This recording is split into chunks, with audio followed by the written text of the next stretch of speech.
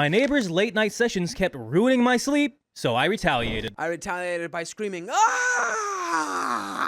The issue. Ever since we moved into the house, our neighbor has had a table and chairs that he has nestled in the corner of the backyard. It is kind of an odd setup, but an important detail is that it sits right in the old concrete foundation of a garage that was knocked down years ago, and then is cornered in by a fence in another building behind our house. Additionally, all of our bedroom windows are facing towards where the table is, about 15 feet away. This essentially places the table into an echo chamber of sorts. By the way, this comes from user Fool for Eggs, and if you want to submit your own stories, go to the r/OKStorytime subreddit. I'm Keon. I'm Dakota. And I'm Vincent. We're just a bunch of goofballs. We only know what we do, so let us know what you do in the comments. Shortly after we moved into the house, I noticed that our neighbor would have people over to sit at the table to talk, drink adult beverages, and smoke. The people would come around over about 5 p.m. and not leave it until about 1 a.m. And sometimes the people he would have over would stay and talk after our neighbor went to bed. They also would go through an entire 16-pack of adult beverages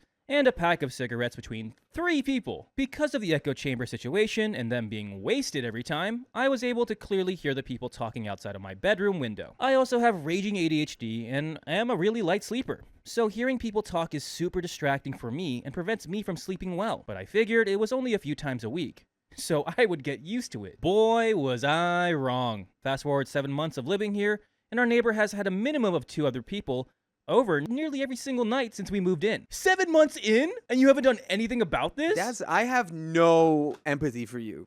This is insane that you have not taken any initiative to fix this in 7 months. So Or not even fix, just freaking have a conversation. we share garbage, so I know this for sure. This means that we cannot keep our windows open at all without letting the smell of smoke in, let alone hearing them talk, and our house gets pretty stuffy. During the warmer months, there would be weeks that would go by without a single night of silence, always going well past midnight. If they got too loud, I would go out and yell at them to either be quiet, or if it was late, I would just tell them to wrap it up. They ended up moving their table further away from our windows to be nice. It does not really help since they are all still in a concrete box, so I can still hear them, just not as clearly. Additionally, our neighbor was fired from his job a few months ago, and now just sits outside at his table, hacking up a lung while he smokes and drinks, from about 11 a.m. until his people come over at 5. Eventually, he started inviting up to 6 people over, and the last straw was when those 6 people started yelling and laughing loudly enough to wake my roommate and I up at 3:30 in the morning on a Wednesday. After that, we spoke with our landlord and got a 12 a.m. quiet hour curfew during weekdays implemented. I would have preferred a 10 o'clock as my roommate and I wake up at 7 for work and school, but I understand he is a night owl and I wanted to compromise. I assumed this meant that my neighbor would send people home at 12, but instead they have decided that moving to a different corner in our yard was good enough. I could still hear them talking, but I figured that since winter was coming up, they would not be out there as much, and I could deal with that. Again, I was wrong. Dude. Just have a conversation at this point. You just keep saying, oh, something will happen. It's gonna rain. They're not gonna go outside for the rain. Oh, they brought umbrellas. I didn't think about that. Now they have started having fires outside. Again, 15 feet away from our house, so they can stay out as long as possible. There's no way you're hating on a bonfire right now, OP. That's crazy. I think Opie's a little upset that they're not invited. That actually is Kidding. probably the most real Kidding. thing. This is a problem because 1, the smoke smell gets through our vents, and 2, they have stopped moving to the other corner of the yard once it hits midnight, and we have had to ask them to be quiet. I even got a fan to run to cover their noise, but since it is almost winter, it is not my favorite to use. I am getting really frustrated at this point because I feel like we have been really accommodating and my neighbor is being super inconsiderate. I feel like hearing people talk right outside of your bedroom window for that many hours a day would drive anyone insane. But my roommate insists that it is fine and we should not create conflict. But at this point, I am not sleeping well. I cannot focus on my work and I'm ready to do whatever it takes so that they will not want to be out there every day anymore. What do you all think I should do? Thank you in advance. And we have some comments. Find out what the hours of quiet enjoyment are where you live and start calling the police when they violate it. Reply. Police in my area have a $260 fee they charge after the second complaint for the noise and smoke? Reply. The smoke is kind of important because in some areas, there are burn bans going on. Check to see if you got one. Ask your landlord about fires. I doubt there's a burn ban in the UK. Are they in the UK? I'm not sure. Did I make that up in my head? I think you did. In addition to finding out what the city ordinance are for the noise, find out how far away from the house he has to be to burn anything, or if he even can. Is he even using a fire pit or anything? Call the fire department or fire marshal about it. Inform your landlord about the situation if you don't want to go that far. I'm sure he doesn't want his house to burn down by a wayward spark because a bunch of are having a fire every night. Okay, I'm sure the bonfires aren't that big. Cities that allow fire pits have regulations about what can be burned in them, like no trash and no fresh wood. But he responds with, he is using one of those small charcoal grills that is basically just a big metal bowl on legs. I checked the residential fire regulations and they said they have to be more than 20 feet away from a residential structure, which they are not. Bro, but do you think coming to them with this is gonna make them, like, want to help you out more? You being like, hey, actually, guys, you need to move this to 20 feet away from the house because according to the residential substructure, blah, blah, blah, blah. No, be a human. Be a person. Say, hey, I am a human. See me. Hear me. Do you want to make my life worse? Then please just literally be quieter. That's it. You can be quieter. You can also call the non-emergent FD for nuisance fires, which is where you can call if the smell of smoke is getting to your house. Lots to work with here. Thank you. And we have an update. Thank you guys so much for all of your suggestions on my last post. Some of y'all are devious masterminds, and I will surely be pocketing most of them. Now, for the update. A few days ago, my neighbor decided to stay out past the agreed quiet hour for the second time that week, and when I went outside to tell them to wrap it up, neighbor and friends decided that the best course of action is in their drunken state was to cuss me out, be aggressive, and refuse to leave. After some back and forth yelling, I decided to let them dig their own graves and promptly let my landlord know what was going on. After about half an hour of staying outside, we hear them go upstairs to my neighbor's apartment and start banging loudly on the floor. Obviously, this was on purpose. This happened about 3 times between the hours of 12:30 a.m. and 3 a.m., and I made sure to record it every time. Now, apparently, my landlord does not take very kindly to drunks being aggressive and unruly, especially because the quiet hour was least enforced. So, the next morning, my landlord promptly served my neighbor his final warning for noise, which means one more noise complaint, and he will be evicted. My landlord also tightened the quiet hour time to 10 p.m., where people cannot use the common spaces after that time. We have an awesome landlord who is really understanding. This rule also applies to us, but we are never outside past 10 p.m., so it is not like we're being hypocritical or anything. I would assume that my landlord already is having some issues with my neighbor, as he was pretty upset and thorough when dealing with him. So I guess that is a win in my book, with lots of quiet time ahead. As for the revenge, let us just say my neighbor has let said friends store a ton of our stuff in the backyard. I have no idea why. Let us also say that his friends bring a very yappy dog with them when they come over, which is very much a part of the noise, and let their dog poop all over our gravel backyard without cleaning it up. Uh-oh, poop in the apartment. That's where it's going. So it's already stinky. They're getting the poop, and they're going to put it in your apartment. By the way, you can put us on by listening to your favorite podcast app, such as Spotify, Apple Podcast, iHeartRadio, and searching up OK Storytime. They're going to turn it into an poopment, or is it poop apartment? I feel like OP is seeing the light at the end of the tunnel. You can do it this way. You've done it. It created conflict and contentiousness, and they stomped on your roof or whatever, and now no one in the building gets to go outside after midnight, that's fun. But this should have been done a long time ago. 7 months of this, I would have done this within the first two months at least. Can you imagine that? You know what? Let's give them the benefit of the doubt. Maybe they did try to bro out. Maybe they did do everything right, and they were just never responsive. Yeah, especially with the way these guys responded with things. Yeah, it makes sense. But you seem way too passive for that to be the case if you dealt with this for 7 months. 7 months is crazy. Certain situations demand certain vibes, certain energies. I don't think you had the vibe or the energy to meet these people halfway, because then that would have solved your problem instantaneously. You did deal with this for 7 months, and this guy's probably going to get evicted. That's another way to deal with it. It takes 7 months longer than figuring out how to get them to want what you want. That's all it is. It's not about being their friend. It's about approaching them in a way where you can convince them to do the thing that you want them to do, because now it's what they want to do. Because they're like, oh, that person, I want to do what they're saying. Whatever. I feel like I'm an idiot. Wouldn't it be a shame if I had grabbed some of that poop and it ended up inside a lot of his friend's stuff, along with liquid butt stuff to top it off? This is all hypothetical, of course, and I would never do something so disgusting. Also, to clarify, his friends were the ones who started the yelling and swearing, which is comical seeing that they do not live there and ended up screwing over my neighbor. So I think the revenge is very much deserved. Maybe I will update it if or when there is a response to that.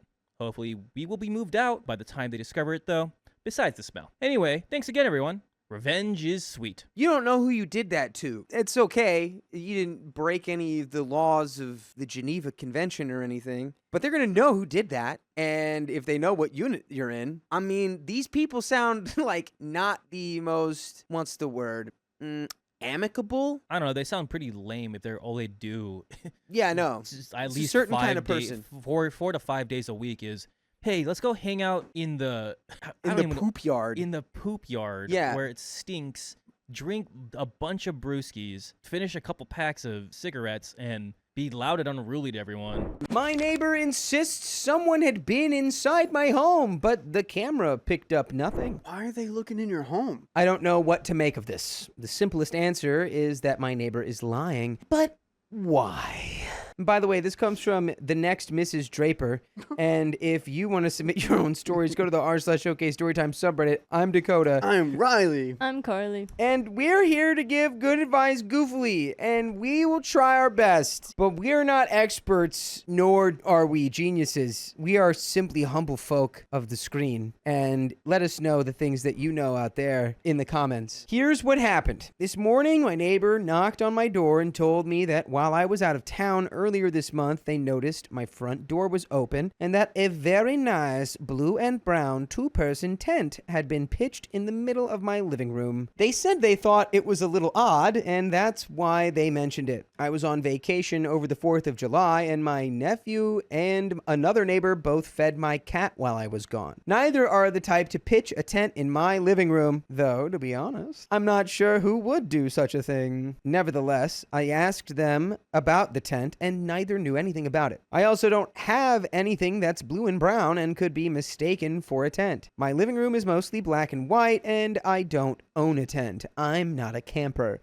Nobody has a set of keys to my house. I have an Arlo camera by my front door, and I set one up in my living room while I was gone so that I could periodically check in on the cat. I'm a little neurotic about her because she is very old. I checked all the footage going back to June 4th because my neighbor couldn't say for certain when exactly they saw this tent. Needless to say, there's nothing captured by either camera. Unfortunately, the cameras sometimes fail to capture everything. I'd say they have a 10 to 20% fail rate when it comes to turning in when there's movement. So there's a slight possibility someone could have entered my house, pitched a tent, taken it down, and left, and the cameras wouldn't have caught any of it. Bro, you need new cameras if that's even a potential. If you're indoors, there's no need to pitch a tent. Well, maybe they just wanted to, like, have a fun camping, camping role play, camping cosplay. Maybe, again, they thought it was a rule where it's like, if you break into someone's house to squat there, but you bring your own tent and you don't sleep in their bed and you leave the front door open the whole time, legally, there's nothing they can do. That exists somewhere. Like I said at the beginning of the story, I'm not an expert in anything, but that feels like it's right to me. I feel like it's a pretty slim chance that neither would have been triggered. To add to all of this, my cat has been acting super strange ever since I came back. She is very nervous, refuses to go anywhere near the back part of the house, and is not using her litter box. So something did weird her out. So Reddit, any ideas? If my neighbor is lying, which is the most plausible, why? They've never lied before and always seemed like a reliable narrator. They also said their boyfriend saw it too and mentioned how weird it was. Is there any scenario where it makes sense for someone to break in and pitch a tent but also leave the door open so anyone can see? Is it a glitch in the Matrix? No, just the legal system. Is she somehow suffering from carbon monoxide poisoning? Am I? Thankfully, the Arlo camera outside did capture part of our conversation, so I didn't completely imagine it. It's just so bizarre. I'm at a complete loss, and the whole thing has left me feeling unsettled. And there is an edit. Thanks to everyone who's commented so far. To answer some questions that seem to have come up, I took the cat to the vet and she got a clean bill of health. I'm trying some behavioral solutions, including multiple litter pans, special cat food for urinary health, calming cat treats, calming spray, and a Fellaway plug-in. It's been hard, but I'm committed to helping her get through this. The neighbor and her boyfriend are both older, I think in their late 60s, and we live on the same property, so she has to walk by my front door to get to the street. I'd say from the walkway to my front door is less than 5 feet, so she has a pretty good view of my living room. I agree with those who said her timing is strange.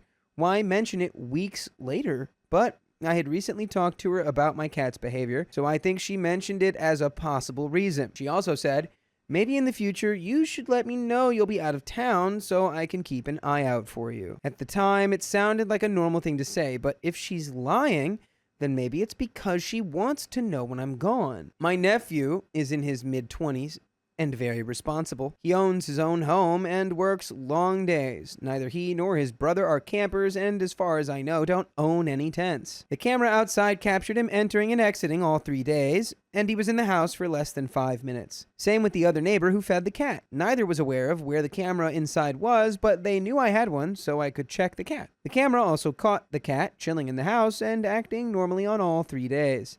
Today, I learned about frogging or frogging. There's a crawl space under the house, but you can't access it from inside. Oh my gosh. Oh my gosh. Someone's living under the floors. Oh my gosh. There's probably a 2-foot high crawl space in the ceiling that you can access from the closet in my bedroom, but I have a bunch of boxes and suitcases shoved up against the opening, and I don't see how someone could put them back if they'd crawled back in. I will say that the more I ruminate on it, the creepier it seems.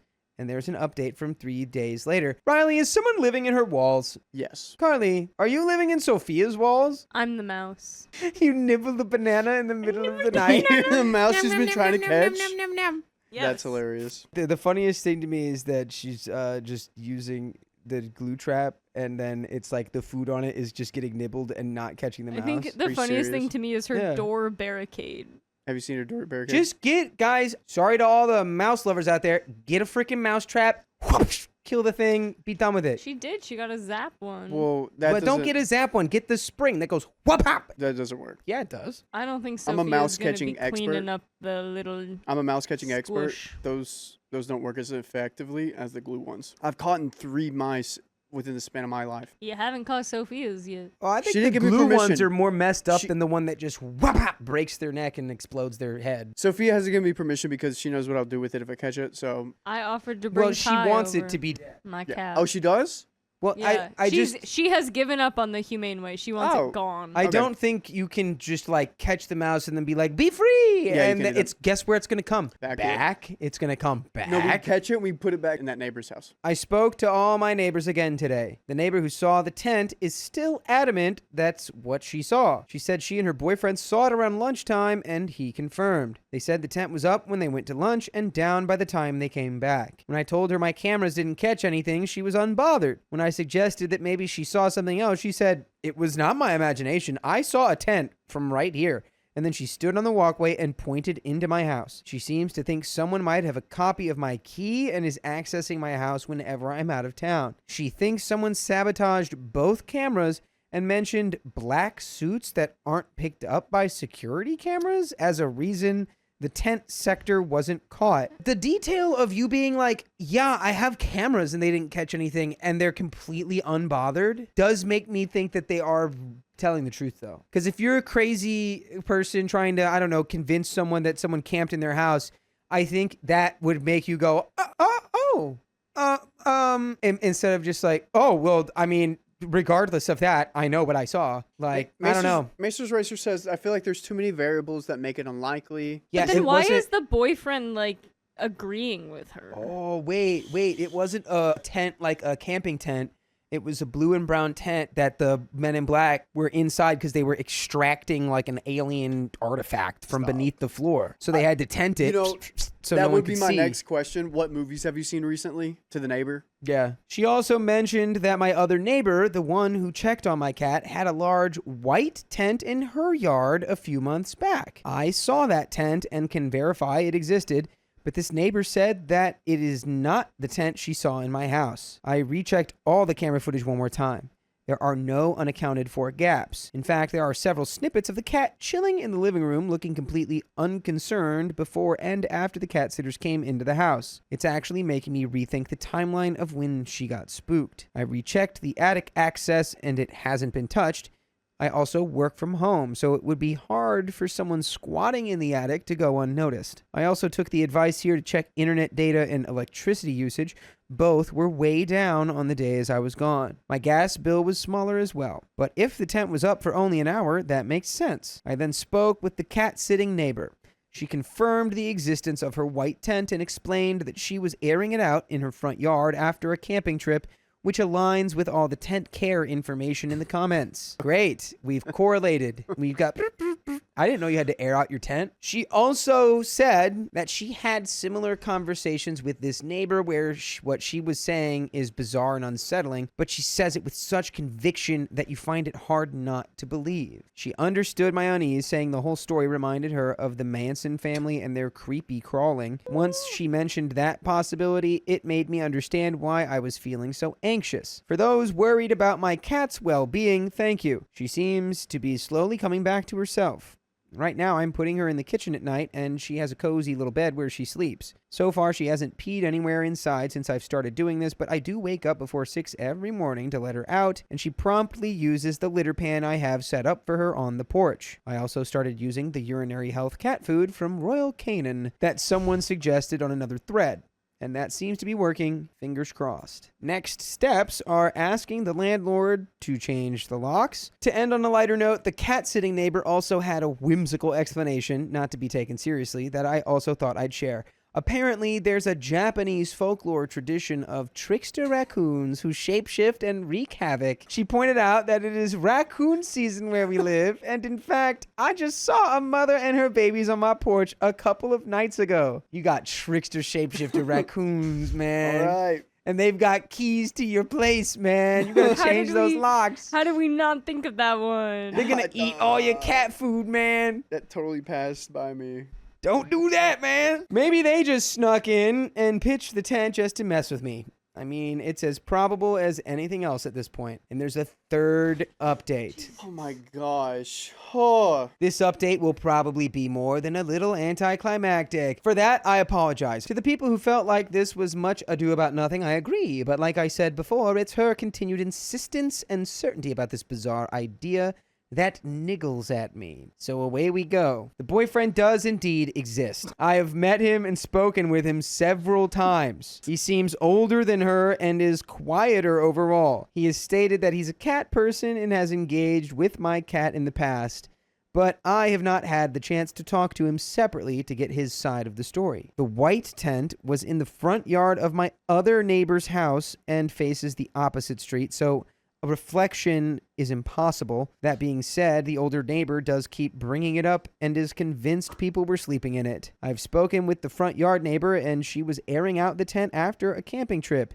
No one ever slept in it when it was in her yard, but I think a lot of folks in the comments are correct when they say the white tent unsettled the older neighbor because she brought it up several times. I love how exhaustive we have looked at every single thing this could have been. Yeah, and it's like a reflection doesn't make any sense because they said your front door was open and they saw into your living room through your front door. I did loop in the landlords, but they seemed to also believe the older neighbor. She's rented from them for at least 15 years, if not longer, and they told me that in the past she's been very reliable and truthful. They seemed spooked by the whole story and offered to change the locks. I figure it can't hurt, so I agreed. The landlords and I questioned the older neighbor pretty rigorously, and she stuck by her story, even as we all expressed incredulity. She reiterated that she saw a two-person tent, blue and white, fully erected, in my front living room. She said it was not a pop-up tent or pup tent. She said she saw it on a Wednesday because that's the day her boyfriend takes her to lunch each week. She said it was up when he picked her up and down when he dropped her off. She got a little defensive as we probed, so people who warned that this could happen if we challenged her were spot on. She kept reiterating that it was a tent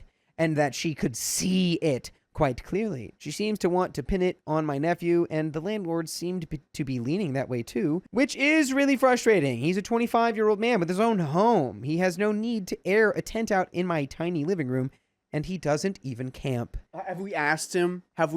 Because this guy could have been like, I'm going to F with the neighbors real quick and do something that no one else is going to say. And Angela, I also spotted that it was a blue and brown tent, not a white and blue tent. Yeah, that's right. That's right. She did change her. She changed up. She switched up. The cameras. I double-checked every Wednesday for the last 2 months, which is the limit for stored video. No tent. No people entering my house. No footage of her and her boyfriend staring into my house. That being said, there's one Wednesday with no footage because the battery had become fully drained and I forgot to charge it. But I was home. There's only one Wednesday that I went out of town, but I left after 4 p.m. and returned in less than 24 hours. I still feel like this is pretty solid evidence of no tent, but I have to allow for the fact that the cameras were not fully operational. Cat is slowly getting better, though we had a setback today when she peed in the kitchen after the gardeners scared her. She is consistently using the litter pan I set up for her outside with no problem. She just refuses to use any litter pan anywhere inside. I have one in the kitchen, one by the front door, one in the pantry, and one in the bathroom. Well, I guess if it's going to go in the pantry, it's better to do it there instead of on the ground. Wasn't that a story one time? Some dude was living in the ceiling of a pantry specifically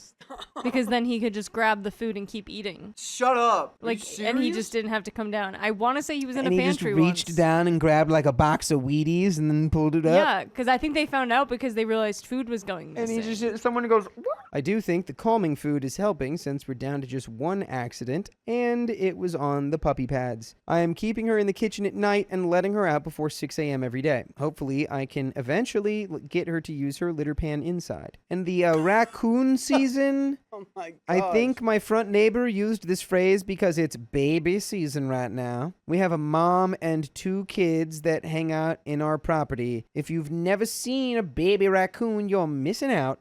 They are adorable. And by the way, all of you adorable little babies can go listen to full episodes of stories like this one on your favorite podcast platforms like iHeartRadio, Spotify, and Apple Podcasts. Just search the name of our show, which is Okay Storytime. And you'll have access to over 3 months of consecutive listening pleasure. So get started. I'm so mad that there's no real Yeah. All right. explanation here. I think she's just crazy. We're gonna make our own. Type 1 in the chat if you think it's the neighbor.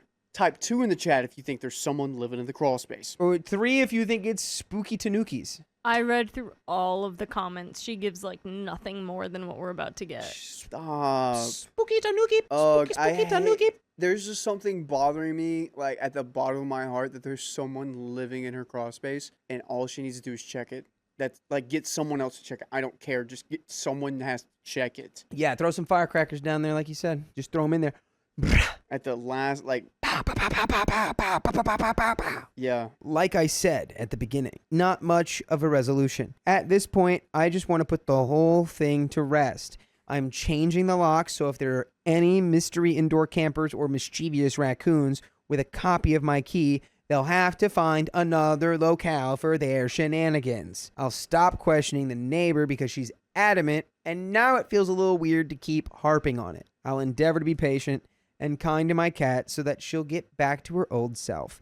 And that's the end of the saga. I'm surprised by how much attention this all got. Reddit says almost 1.5 million people looked at the post and the update. That's nuts. Wow. Thanks everyone for all your comments, suggestions, insights, and comic relief. Even the snarky comments made me laugh. Spooky Tanuki. That's the end of that story. I saw a lot of ones that it was a neighbor. Most So, of the Reddit comments said neighbor. neighbor. Yeah, I think this is a case of maybe your neighbor does a little bit of funny dust, you know? And, you know, maybe boyfriend is just a calm version of that guy and it's just like, yeah, whatever, I'll go along with whatever you say. I love you. I will lie for you at all times. I love you. You're my day one, A1. I will always love you, and I will lie to you about tents in people's living rooms for as long as I live. My HOA tried to trap me with a sneaky contract, so I used it against them. Yes, reject authority. This story is about a property I own but rent out. This may sound strange, but I don't think I could afford to live there these days. It's become somewhat exclusive. This does not take place in the US. This is in South Africa, and I've given an approximate dollar value for local currency. By the way, this comes from also Not the Mama. Not the mama. Okay. And if you want to submit your own stories, go to the r/OK Storytime subreddit. I'm Savannah. I'm Angie. I'm Keon. We're here to give some good advice, goofily, but yet we do not have all the answers. We'd only let you know what we would do in the situation, but let us know what you would do in the comments. As OP says, 1,000,000 years ago, my property was part of a large farm. I bought it about 30 years ago, long after the farm was broken up, but before there was any development near it.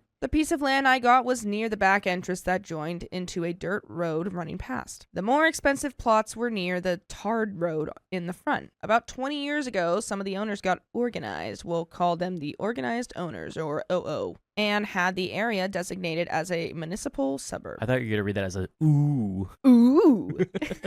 I can now. Ooh. The municipality. Municipality. Wait, I think Keon said it. The municipal.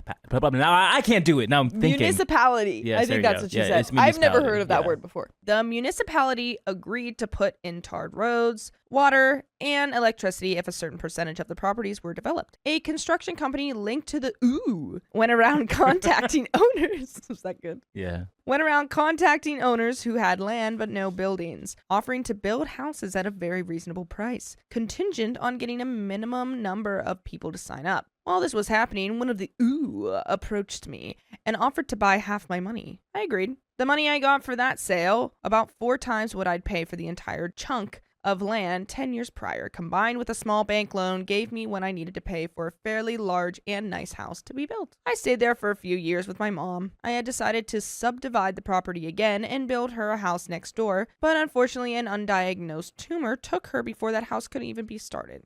Soon after she passed away, we moved out and started renting the property. About a few weeks before we moved out, the ooh started talking about forming an HOA. The hoa. The HOA!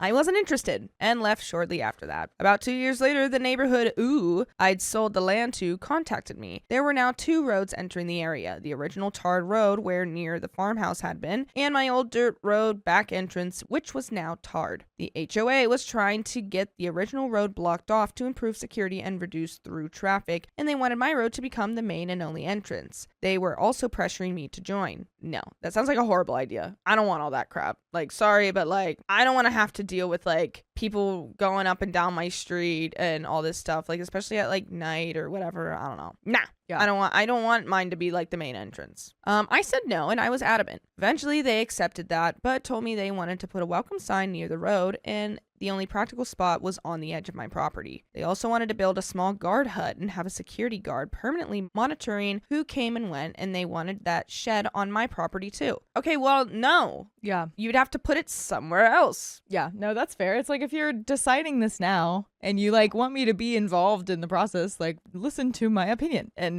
figure out a different option. We came to an agreement where they would mow the lawn and pay me the equivalent of about $35 per month in exchange for the land they needed. Okay. 35 seems low, Yeah, but 35 seems low. I do like the idea of like paying them and keeping up with it too, especially if it's like you want this for the looks of the neighborhood. Yeah. Then you can deal with keeping up my lawn. I was happy with this since the property was fairly large and it didn't really cost them anything since they already had a full-time gardening service. This all happened over a decade ago. They eventually got the other main road blocked off, and so the HOA has been paying for a rent-a-cop to be permanently stationed near my property, mowing my lawn, and paying me enough money for takeaways each month. I'm occasionally contacted by HOA members to get me to sign up, but I'm still not interested. My property has been rented to the same tenant for all these years, and everything was going well. Until about 3 years ago, when someone scared the life out of my tenant's young daughter by making strange noises and shooting a pew-pew close to her bedroom window. Oh, 3 or 4 times over about a month. Wait, what? what? Yeah, that would be terrifying. And then it must be people in the property doing that because they have security up. They know their way around or like something like that. Well, it said it was the neighbor or something, didn't it? Oh, it was the neighbor? I think so. When someone scared the life out of my... Oh my god. Making what are strange noises? I don't know. Where I would be are like, we? ooh, give me your mayonnaise. That's a strange noise. That sure is. This scared my tenant, and I guess it scared the HOA too, because both of them contacted me with a proposal. I joined the HOA and received exclusions from the HOA rules, including exclusions from paying the monthly fees, and in addition, they will build a wall around the entire HOA neighborhood, complete with electric fencing and security cameras. They told me they had wanted to do this for a while, but were unwilling to build the wall on property that was not in the HOA. I couldn't see the downside, so I agreed. It took just over a year to build the wall and get everything completed, which is quite fast. Yeah, Trump is still working on his, so... Taking a long while. Right. Then, a month to the day after everything was done, my tenant received an HOA warning about his dogs barking. He told the HOA that while the property was in HOA, it was exempt from the rules. The HOA told him they had canceled the exemptions and that he had 30 days to comply. He contacted me and I opened some mail I'd gotten from the HOA that I'd ignored since I was supposed to be exempt. Man, did I get a surprise. They had retroactively canceled the exemptions and were claiming that I owed late fees going back over a year. That the easement agreement had been canceled and retroactively revoked because their contract allowed them to use small unused portions of HOA member land for the common good for free, that I refund them all the money paid under the easement during that period that I owed them for the garden service mowing my large lawn, and that I would be fined for each infraction my tenant failed to remedy. You're joking. So they were like, join us, join us, join us, join us. And they're like, boom, got him. Give us this money. Yeah, what? Fine. That's crazy. I mean, is there anything that OP got in writing of this agreement that they had?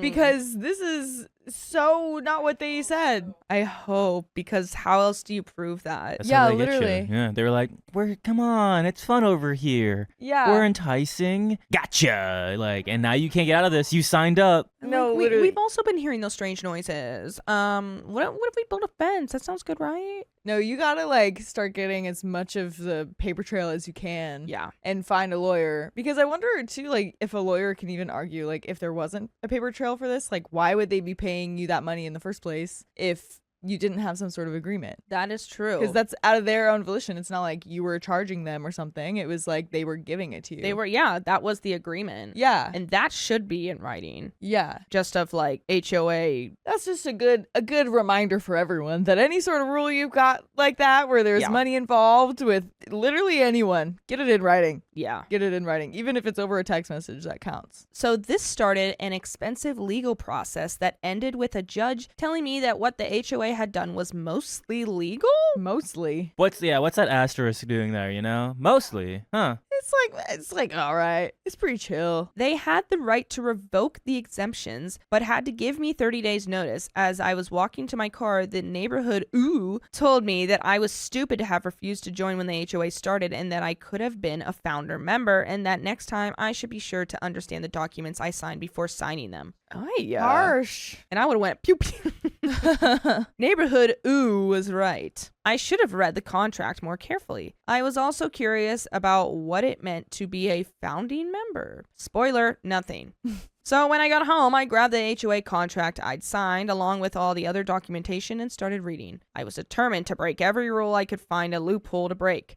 I didn't get past the first page. Wow. Uh-oh. Dang. While the street address of the property is used for all practical purposes in the city records, it has a unique property number that must be used on legal records. When I had subdivided the remaining property for my mom all those years ago, I hadn't yet started building on it. And when I gave the HOA the easement, it had been on that sliced off piece. When the HOA set up the contract, they had simply used the property number from the easement. My actual rental property, the one with the house, was an entirely different property number. The HOA did not own the easement on my rental property. Ooh. Oh, interesting. Get 'em, OP. Yeah. Get 'em. How did you go through a lawyer and pay all these fees and they didn't like catch that? Yeah. What was that lawyer doing? Well, the lawyer probably just thought like, oh, well, I don't know. Yeah, because he would have to get the like subdivision and all of that information. So I don't know. But oh well, I mean, at least you're finding that now. They own the easement on a completely separate piece of vacant land. The HOA had signed me up to the wrong property. What? The next afternoon, neighborhood drove out himself about an hour from the property to deliver and have me sign for 2 documents. One told me that my exemptions would expire in 30 days, and one stated that the easement would no longer be required after 30 days. I think he was being a little malicious in making that drive himself. Exactly 30 days to the hour after the HOA gave me that notice, I knocked on neighbor door. He was the HOA president. I had him sign for 2 documents. First one was notice that I planned to build a house on my HOA property, which confused him. The second notice was that the HOA had 30 days to remove the guard shed, the parts of the electric boom on my property, and the sign. Oh, I mean, it's true. They have to if that's what Yeah. they're going to do. Yeah. Do not play the player. That is honestly nice. Like, instead of just moving somewhere, because that was Yeah. my first thought. I was like, just get out of Yeah, there. just get out of But there. that is hard to do. Yeah. But this is a great way to go about this. Oh my god, you have so much on them. And you're not even just like trying to fight what they already did before. You're just like They're leaning being into unfair. it. Yeah. They started this war. Mm-hmm. And guess when I'm about to finish it? Yeah. He tried to engage me, but I ignored him, climbed into my car, and drove off. Early the next morning, I got a call from the HOA lawyer who explained that their structures would be staying on my property since it was an unused part of my land. That's not how that works. Just because you're not using like this little thing doesn't mean that Yeah. it is now free for anyone to take. Like, what does unused even mean to you? Like, exactly. if it's like a yard, like, sure, there's no building on it and there's no like structure there, but what if I use it to play soccer? What if I use it to sled? Yeah. What if I use it to frolic? Lay to in lay the out? sun. To play ball? Have a Yeah. ball tournament? Fine.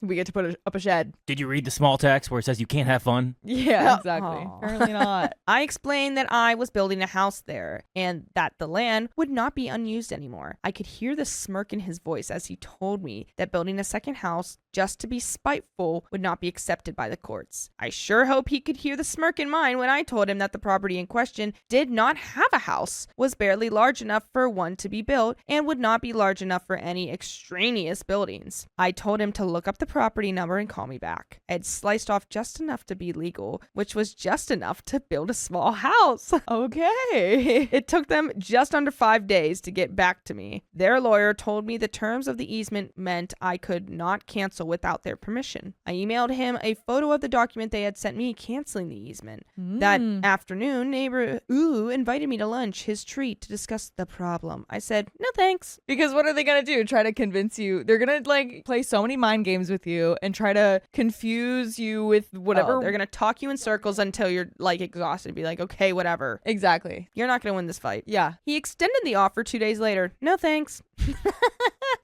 Others from the original contracted me. Some sounded aggressive, some sympathetic. No thanks to each. There you go. Honestly, Opie, you are a real one. Yeah, because that is like the messiest part of any games is like the texting like conversations. So like Truly. if you're playing the game by doing all of this stuff with the property, that's like awesome. And then not responding to their texts, or at least not giving them like a real response, is perfect. Yes. You're doing what they don't want you to do and you're not even going to discuss it with them. Exactly. I'm not willing to. Yeah. So do what I ask. Yeah. Eventually, the lawyer phoned and offered to discuss exclusions in exchange for access to my property. I said, no thanks, and please don't call me again.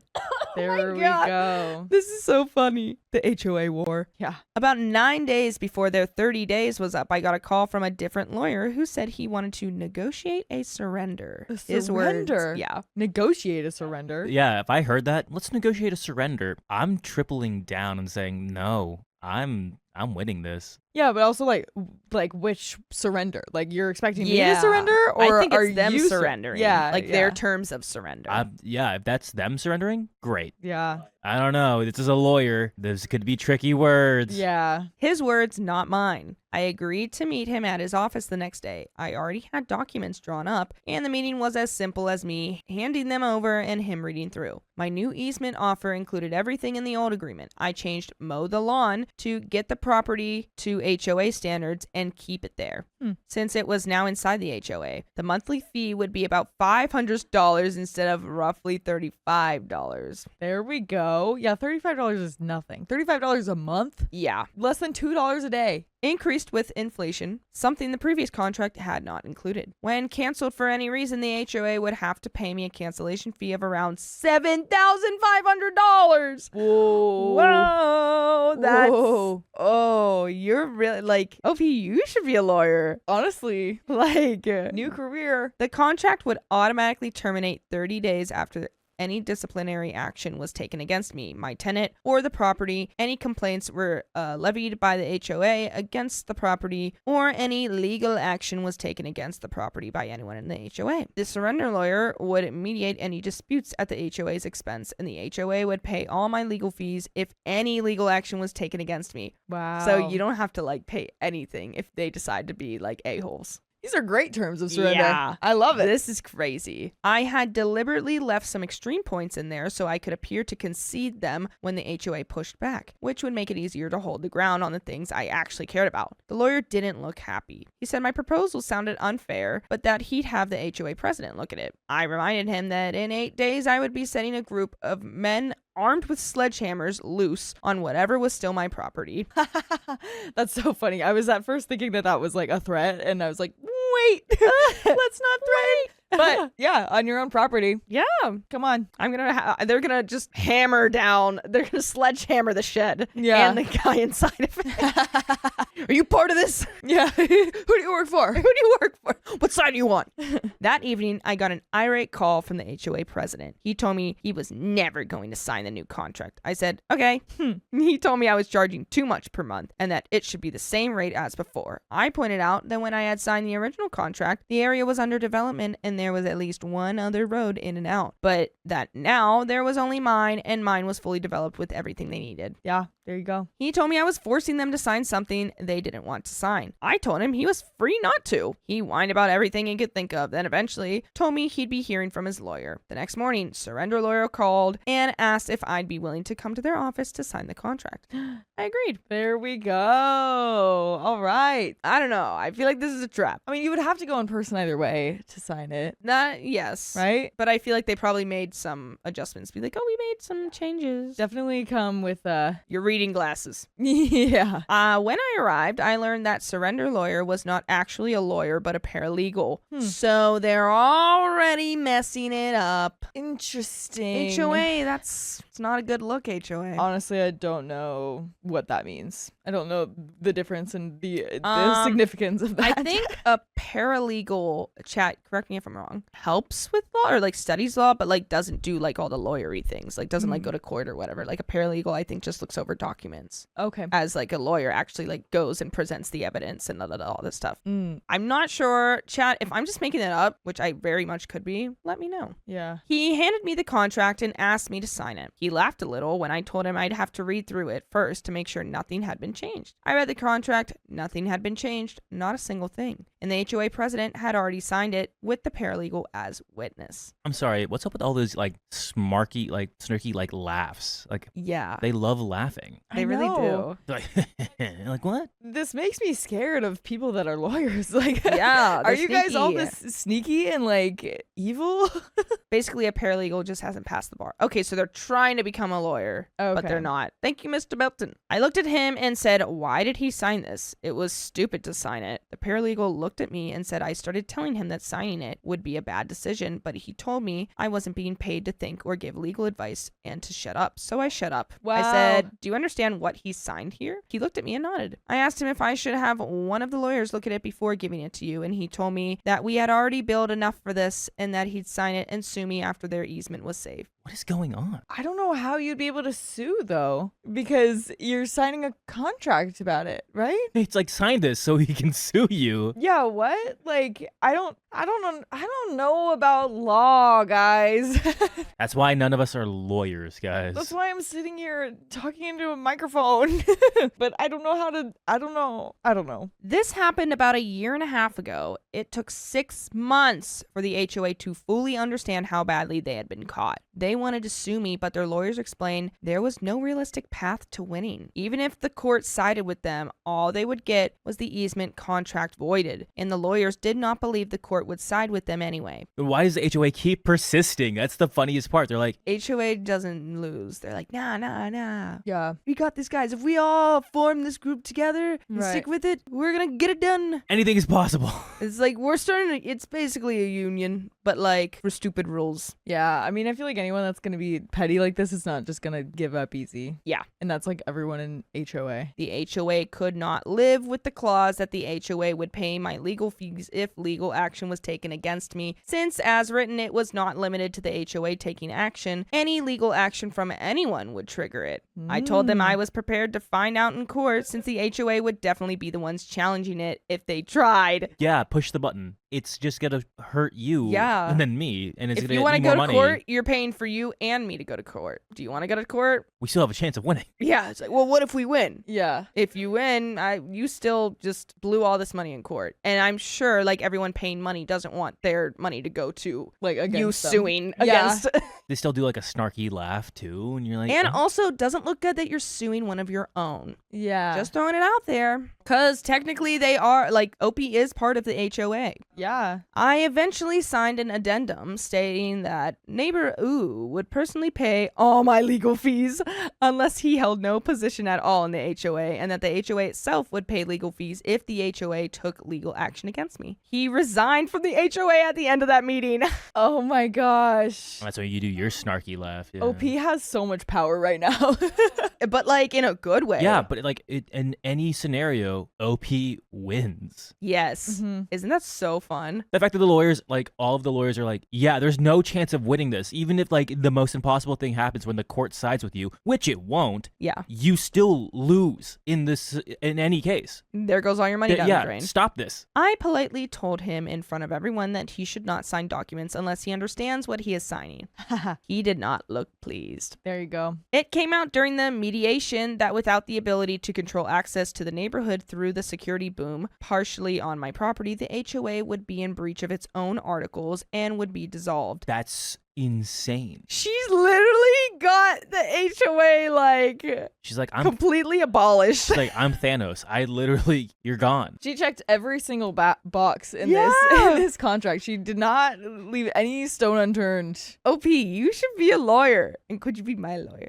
Honestly, yeah. We Or just my backbone. might need you someday. Just climb on top of me and be like the voice that'd be like, you can say no to that. Yeah, I'll put up a contract. They'll have to sign it. Yeah. No way you can lose. exactly. I also learned, and this should have been obvious to me, that all the security cameras were wired and all of them terminate in the guardhouse on my property. So it was my way or the end of the HOA. The first mediation was genuinely quite funny. The surrender paralegal was now the mediator, and he did not look thrilled as we assembled, and he called everyone to order. I suspected he had been told to work against me, so I took the initiative. I reminded everyone that I had agreed to let him mediate, but had agreed to no arbitration whatsoever. If I did not feel the proceedings were fair, I would leave, and they could go ahead and sue me. The paralegal brightened up, and things actually went quite well after that. I am writing this after getting home from the latest mediation. I built a paddling pool for the neighborhood dogs. Oh, I made it myself. I dug a hole, packed it with stone, and added a concrete finish. It was my first attempt, and if I say so myself, it looked terrible.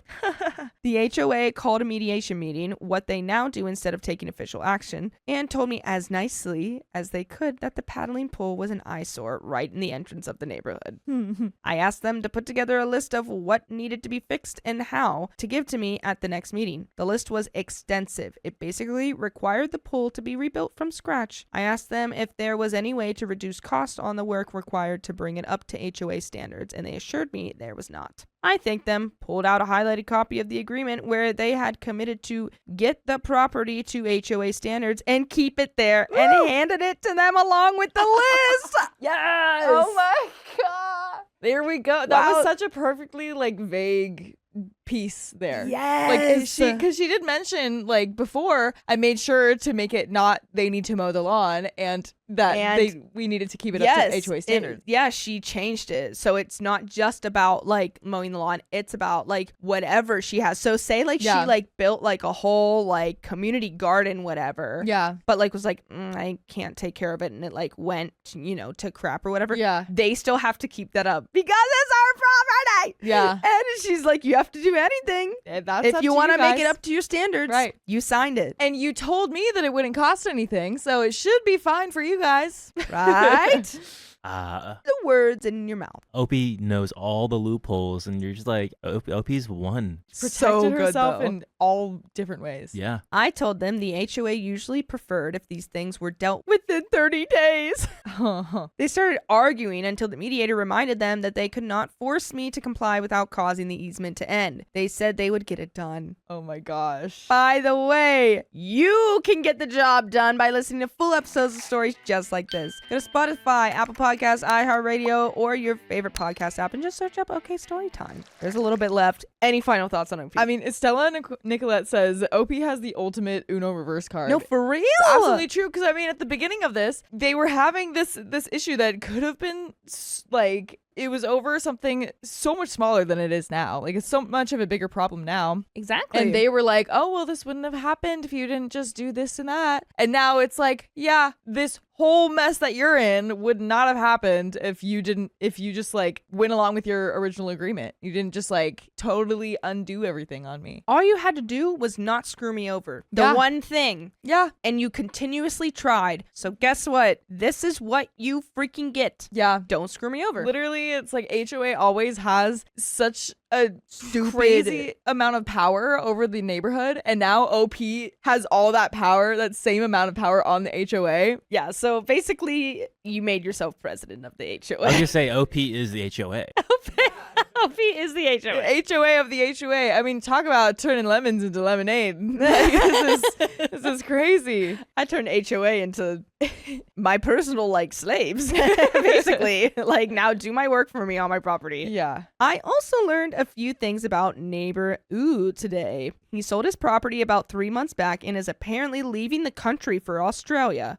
The HOA successfully sued him for a significant amount of money they had lost to his mismanagement during his vendetta against me. Oh my gosh. Sounds like his problem. I have no idea what I ever did to upset him. I am not sure if I will keep screwing with the HOA. Nah, keep doing it. I already think I am so close to breaking them that the only thing stopping them from canceling the contract is the massive financial loss if they do. Makes sense. Yeah. It's just though OP can continue doing this and just keep winning. It's insane. Yeah. But the funniest thing is, why does the HOA keep thinking there's a loophole or they Yeah. can control OP? They signed that contract and it screwed them. Like, they could just take a 180 and be like, okay, we're going to keep going back and forth on this. Let's just like start again. I'm sorry. Let's be like decent humans that can live in the same neighborhood together. Mm-hmm. But they're just going to it's going to keep being this cycle of them trying to win and cause all these more Yeah. battles. But OP just has such a boot on them. Yeah. They can't do anything. Now, like, joining the HOA, I would feel more like reluctant to, because it's not even the HOA, it's just OP.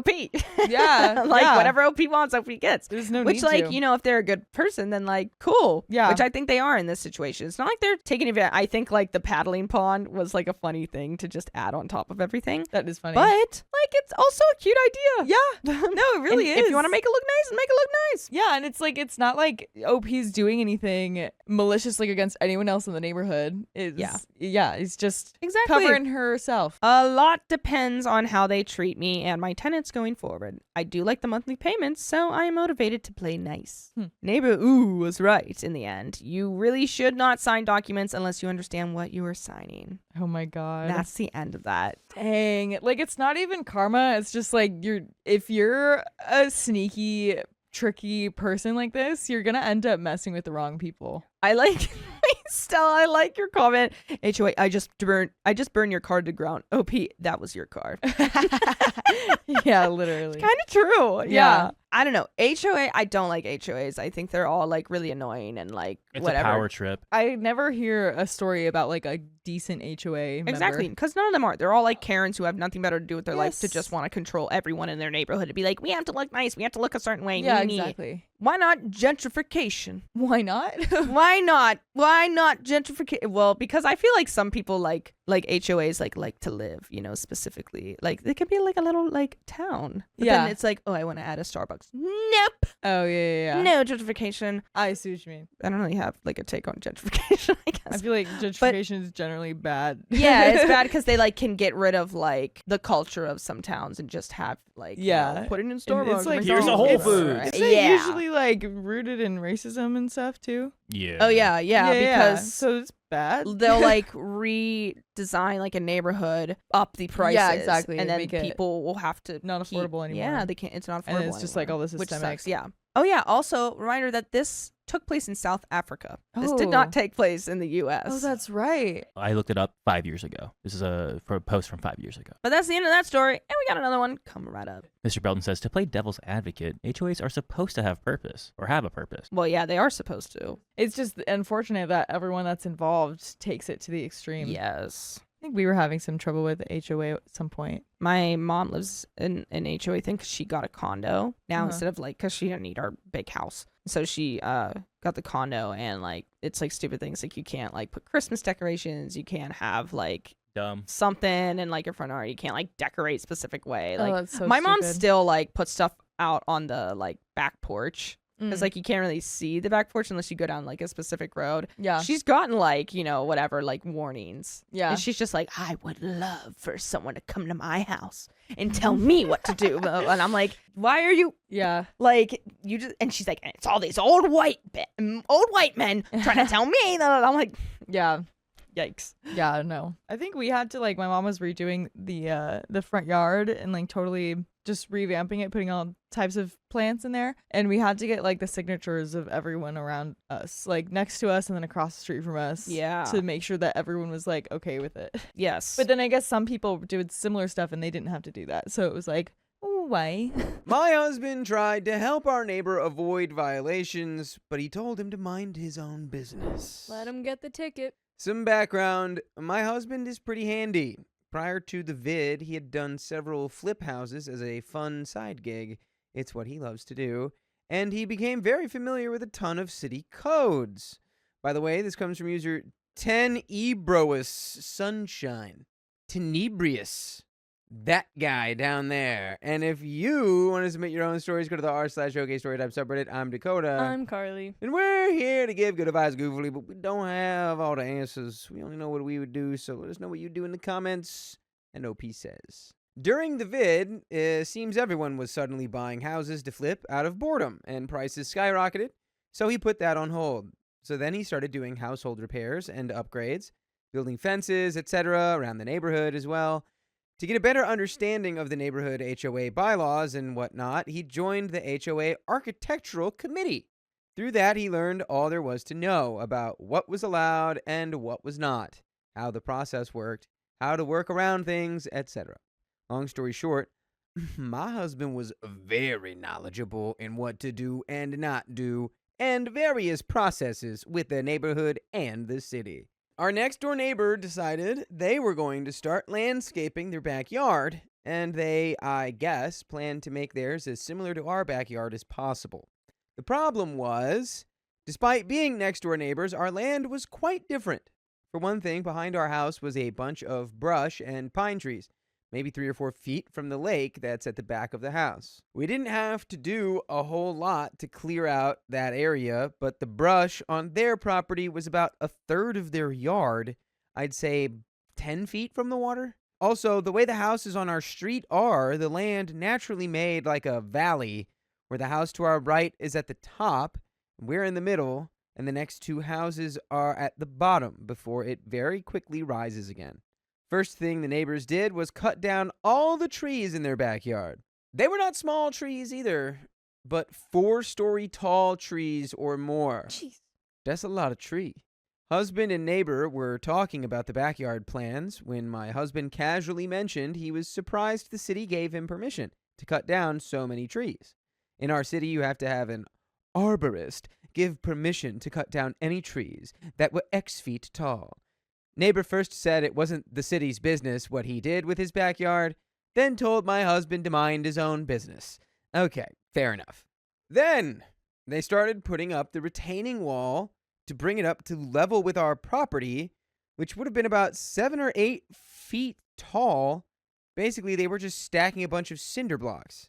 My husband uneasily asked if their landscapers had ever done a retaining wall like that and if the city approved it. The city says that if a retaining wall is over 5 feet, you need a structural engineer to come out. Neighbor said, again, it wasn't any of the city's business what he did to his yard, and for my husband to mind his own business. While they're filling up the backyard to bring theirs a level to ours, the landscapers are dumping all the dirt, gravel, and sand in the street, blocking a little over half the road? What? Well, That's not good. yeah. Now you've got the whole neighborhood could report you now. Yeah. Several of the neighbors who had trucks would just hop the curb, but other neighbors with smaller cars were mad. Before my husband could ask if they could put the dirt and stuff in their driveway instead of the road, like everyone else, neighbor went off on my husband to F right off. Well, okay then. My husband let them continue working and didn't say a word as they started constructing a 10-foot fence, which was against HOA regulations. Fences couldn't be taller than 6 feet. Between them starting construction 6 days a week before 7 a.m. and them blocking the road, I guess someone had had enough. Next thing I know, city officials are out there putting a big sign in the yard saying all construction was to be halted until further notice. It wasn't us, but my husband found out through the architectural committee that someone had complained about the noise and the road blockage to the HOA.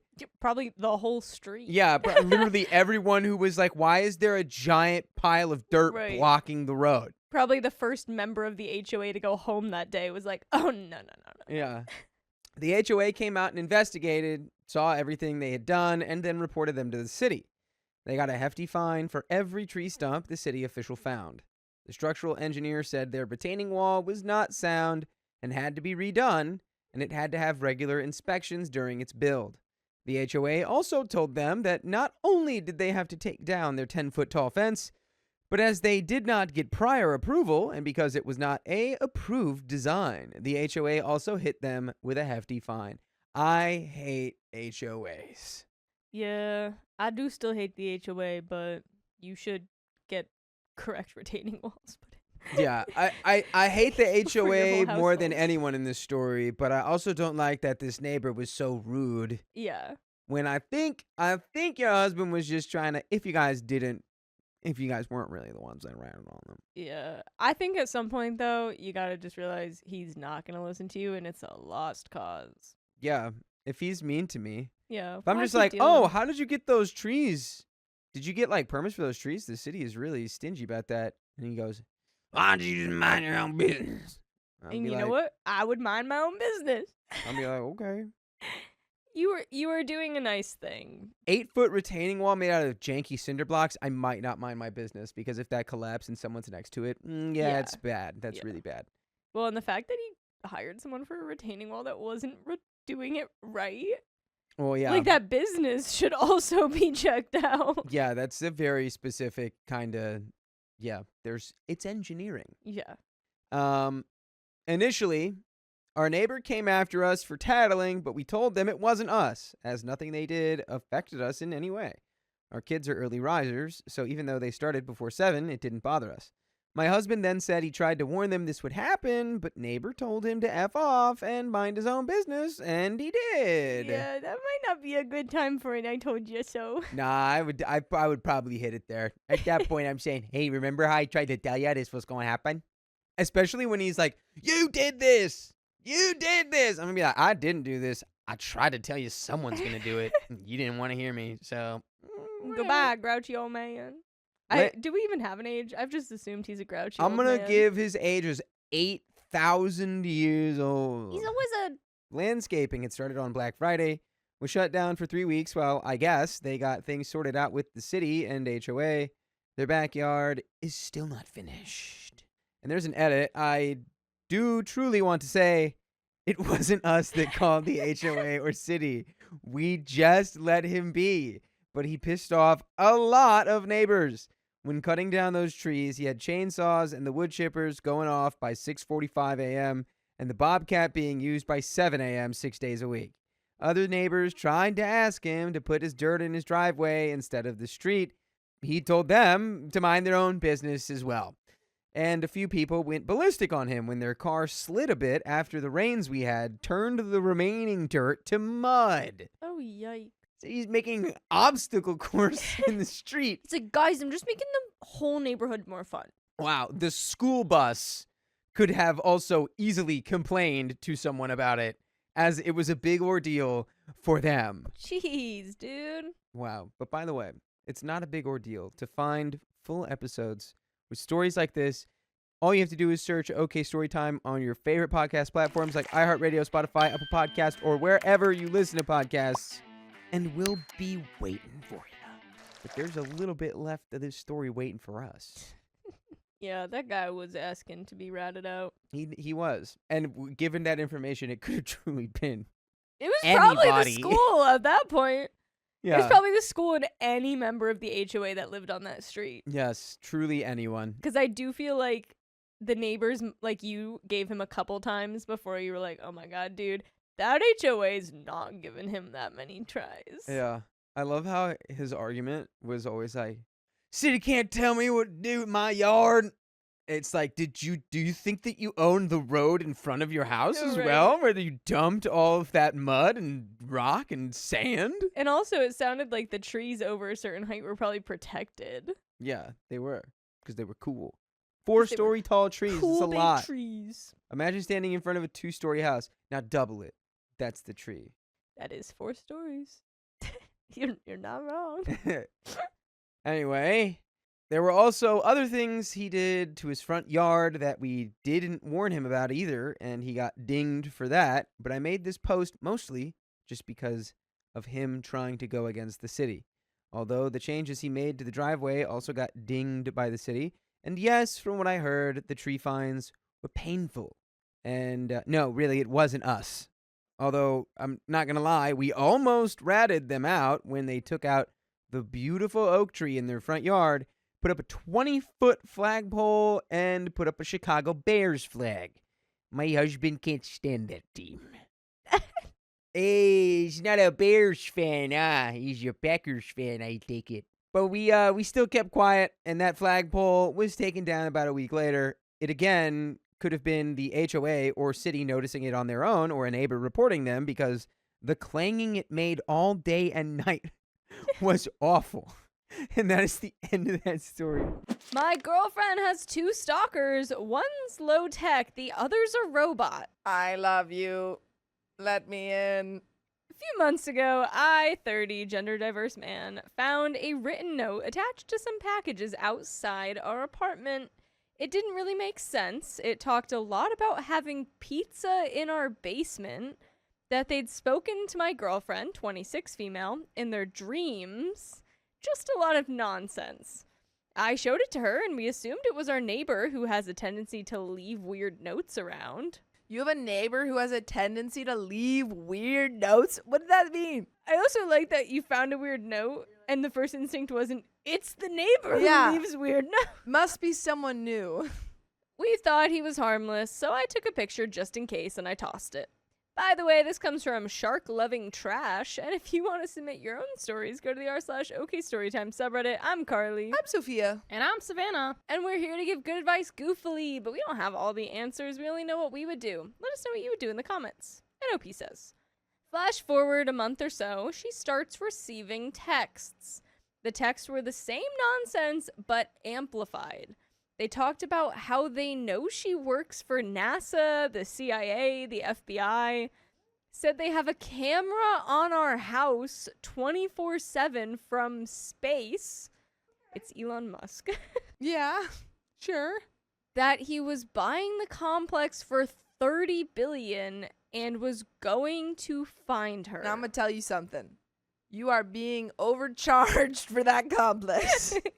No complex is worth that much. No, sir. I can tell you, you're paying way too much, and you could probably just get a camera across the street. Just craziness. I immediately informed our apartment manager, who documented everything and told me that a man had been wandering around at night and was caught multiple times by other residents. When confronted, he claimed he was buying the complex. Yeah, Same guy. for $30 billion. We called the police, but they couldn't do anything because we didn't know his identity and he was using an anonymous texting app. So we installed cameras, informed the neighbors, and started being overly cautious. One of the neighbors, I informed, was the man we originally thought the note was from, an older guy in his late 60s to early 70s, and his wife. He was disgusted and said he'd keep an eye out. He's like, this guy has no class. If I was doing it, You'd bet I'd buy that complex for way less. Way less. I'd get And a I'd deal. write weirder notes. Yeah.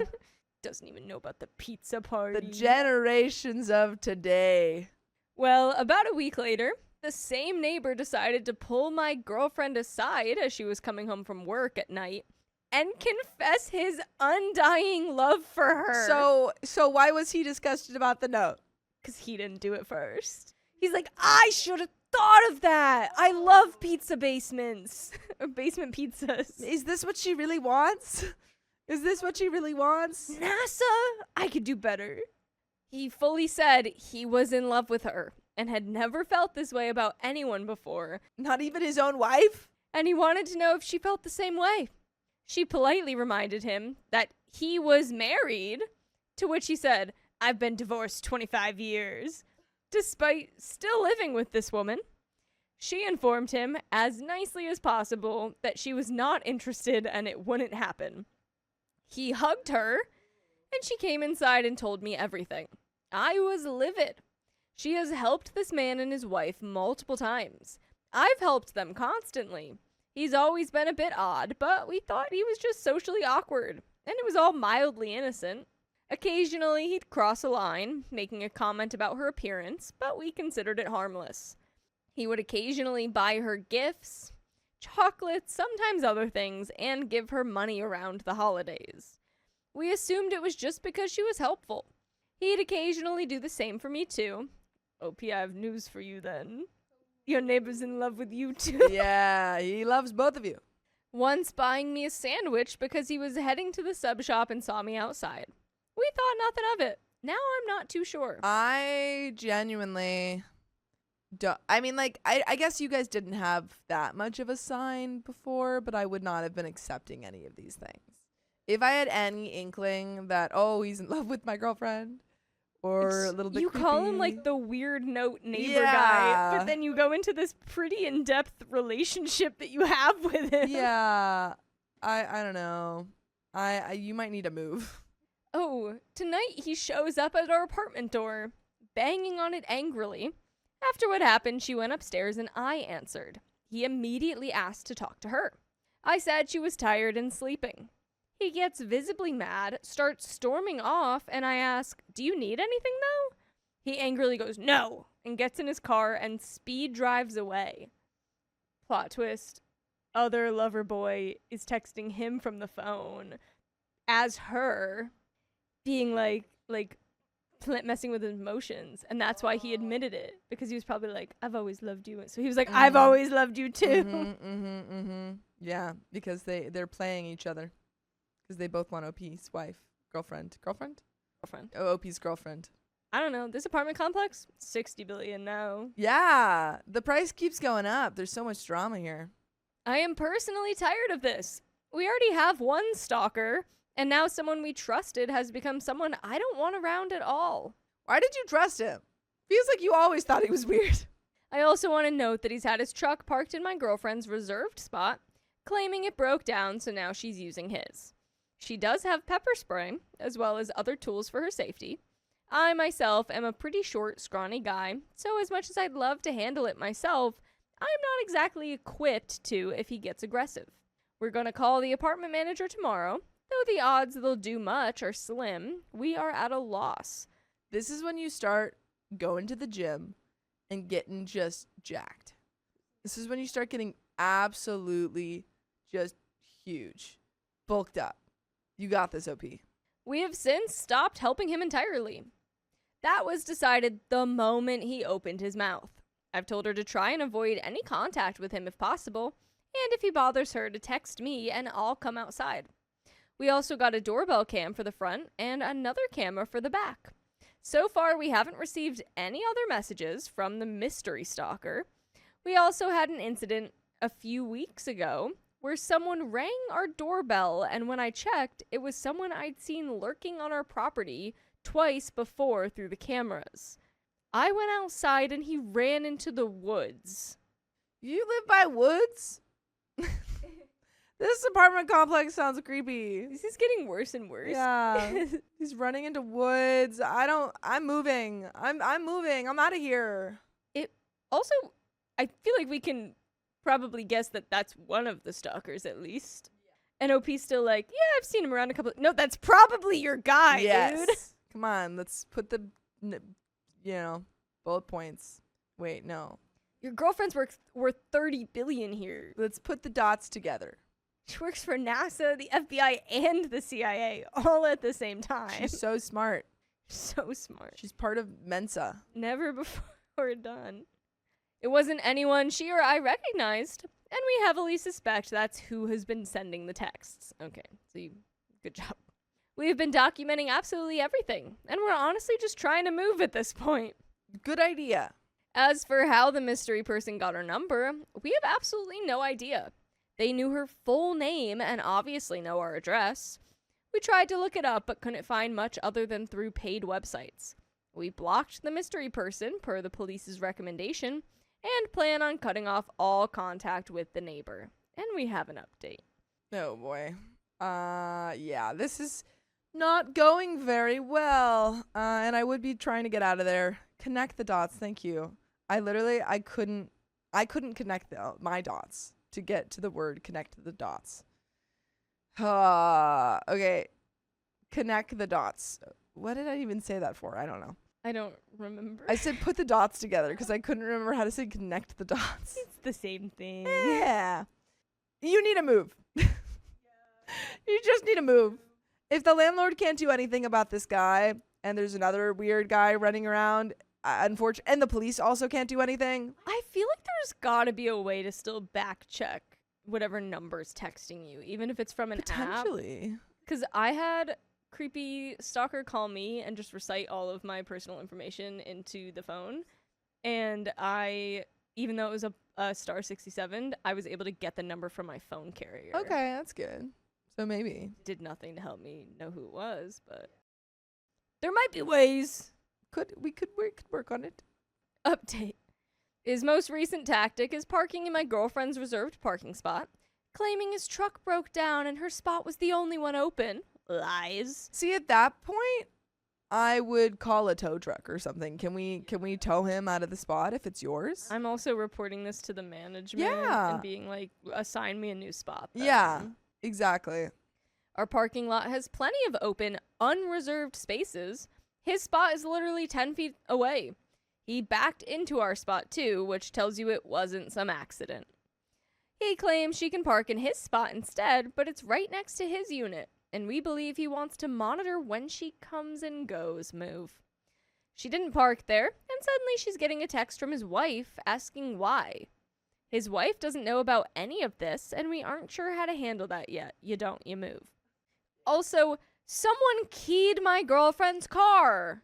What is going on? Don't we have cameras? Literally, don't we have any sort of I am suing the landlord. I'm saying, hey, you need to get security or something because my car is presumably, I'm thinking, in a garage, in some sort of unit garage. I pictured like an open lot, but yeah, like a protected. Yes. But then again, people are walking in from the woods, so maybe not.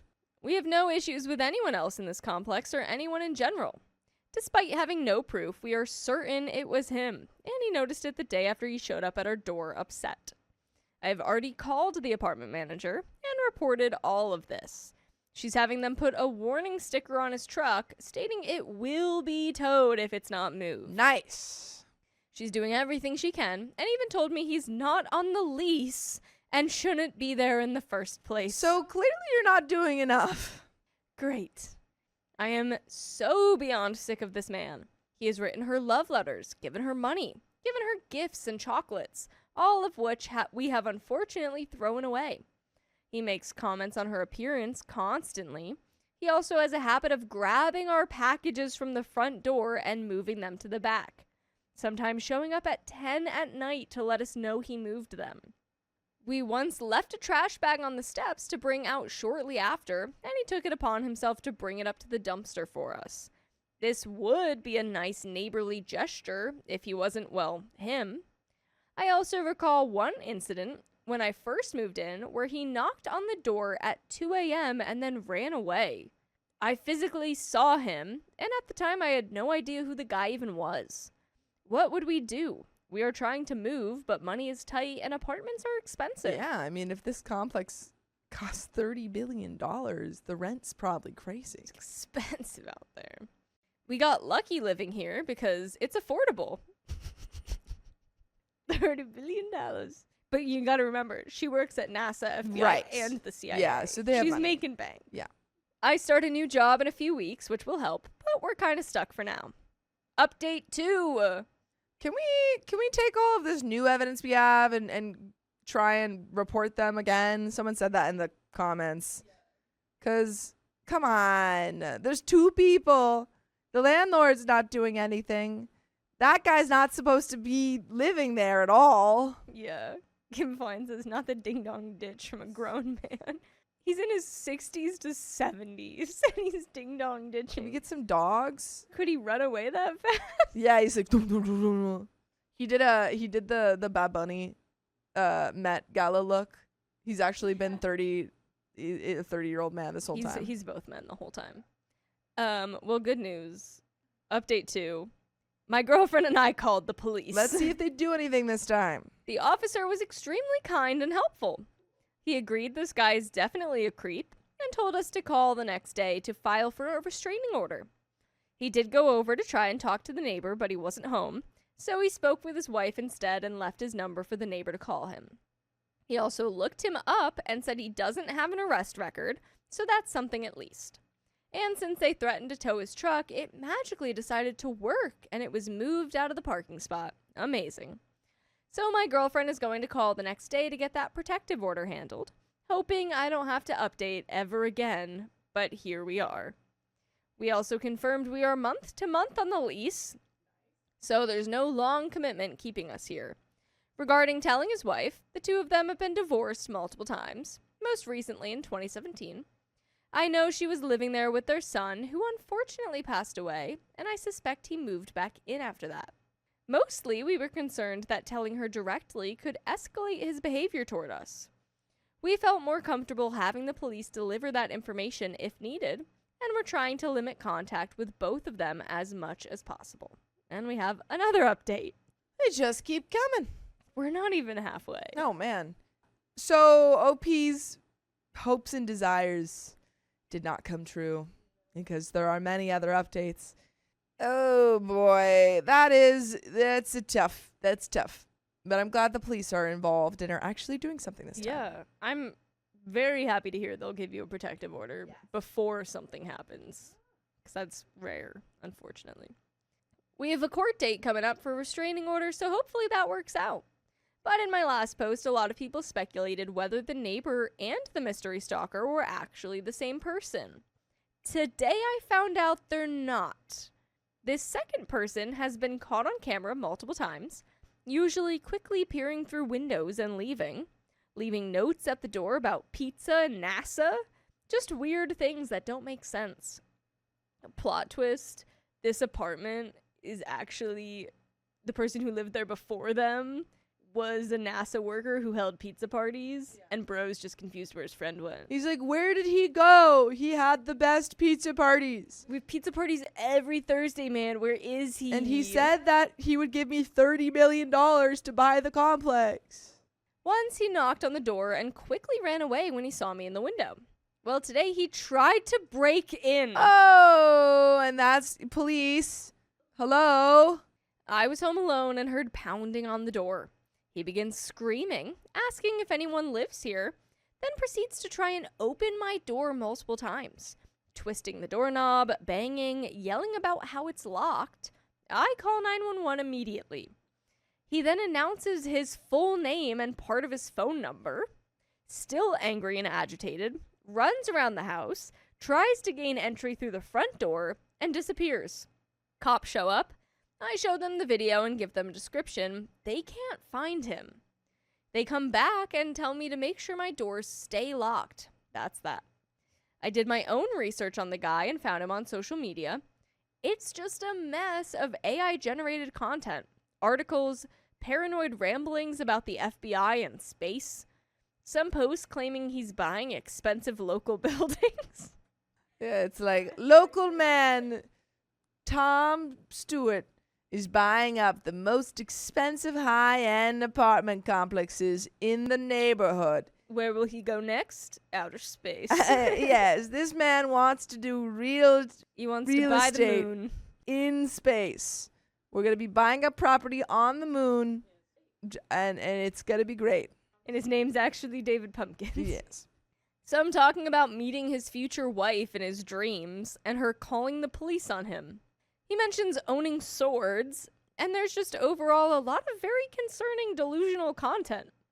I do not consider this a wait and see situation. But what more can we even do? Get out of your apartment! Yeah, at that point, it is a safety thing, and you could say to your landlord, you could insist and say, hey, we're being threatened. You need to, pay us to go stay in another place or something. I don't even care that much. I'm paying to stay in Yeah. another place. Well, I mean, honestly, you should do it regardless, but you could probably get refunded, or potentially. I feel like at the very least they'll let you break your lease without a 30-day notice. Yeah, I mean, you're month to month. I think it's not Some an of them issue. still need the first of the month. Yes, I think it was less of an issue of them trying to break the lease and more of an issue of finding a place that is affordable. Well, do I have a deal for you? Yes, Stalker turned business partner. 30 billion. Moon. you win half. Half of what? You'll find out. We don't know. Swords. It's half my swords. I'm thinking half of a sword. Half a sword. It's just the handle. Only hilts, no blades. We don't know this man. We've never met him. He just randomly started showing up one day. We have no idea if he lives nearby, locally, or if he's even housed. The police don't seem very willing to help, and typically just show up and then leave without anything being resolved. And we have another update. I'm gonna keep going. We went to the police station, and apparently this guy has gone there himself. And they just let him go every time? He's like, I am Tom Stewart, and I like to try and break into people's houses, and I'm trying to buy that complex for $30 billion. What are you going to do about it? And the police are like, Well, dang, he's got a point. gee whiz. I guess we just have to. Because you have to remember, he's CIA and FBI. Yeah. So we can't do anything about that, sir. After I posted the video on a neighborhood app, his parents became aware and confronted him. He showed up at the police station and admitted he tried to get into our home. Why? Because he is a robot from the future and needed to recharge the force field. What? Wait, huh? So all of the ways that I thought that title from the beginning could have gone, this was not where I thought this was going. Not what I thought it was going to be. I was like, oh, maybe all of those responses are AI. I thought, okay, he's into AI. He set up a chat bot. Yeah. And he's just been he just prints out whatever the AI says. He is. He is the robot. He is the robot. Okay.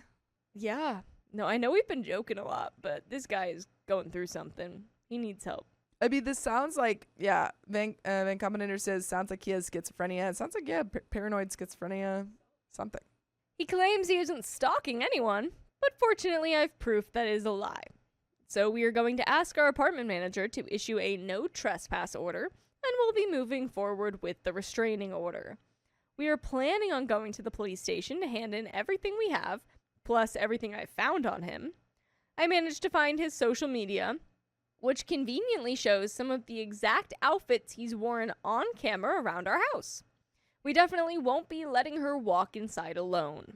We've had pepper spray for a while because of both situations and are taking all precautions. And we have the next update. Oh, boy. Well, at least we're getting somewhere. Well, we took them both to court and filed for protective orders. Let's start with the second guy. We'll call him Roger. We went to the police station to hand in more information and found out Roger had also gone there himself.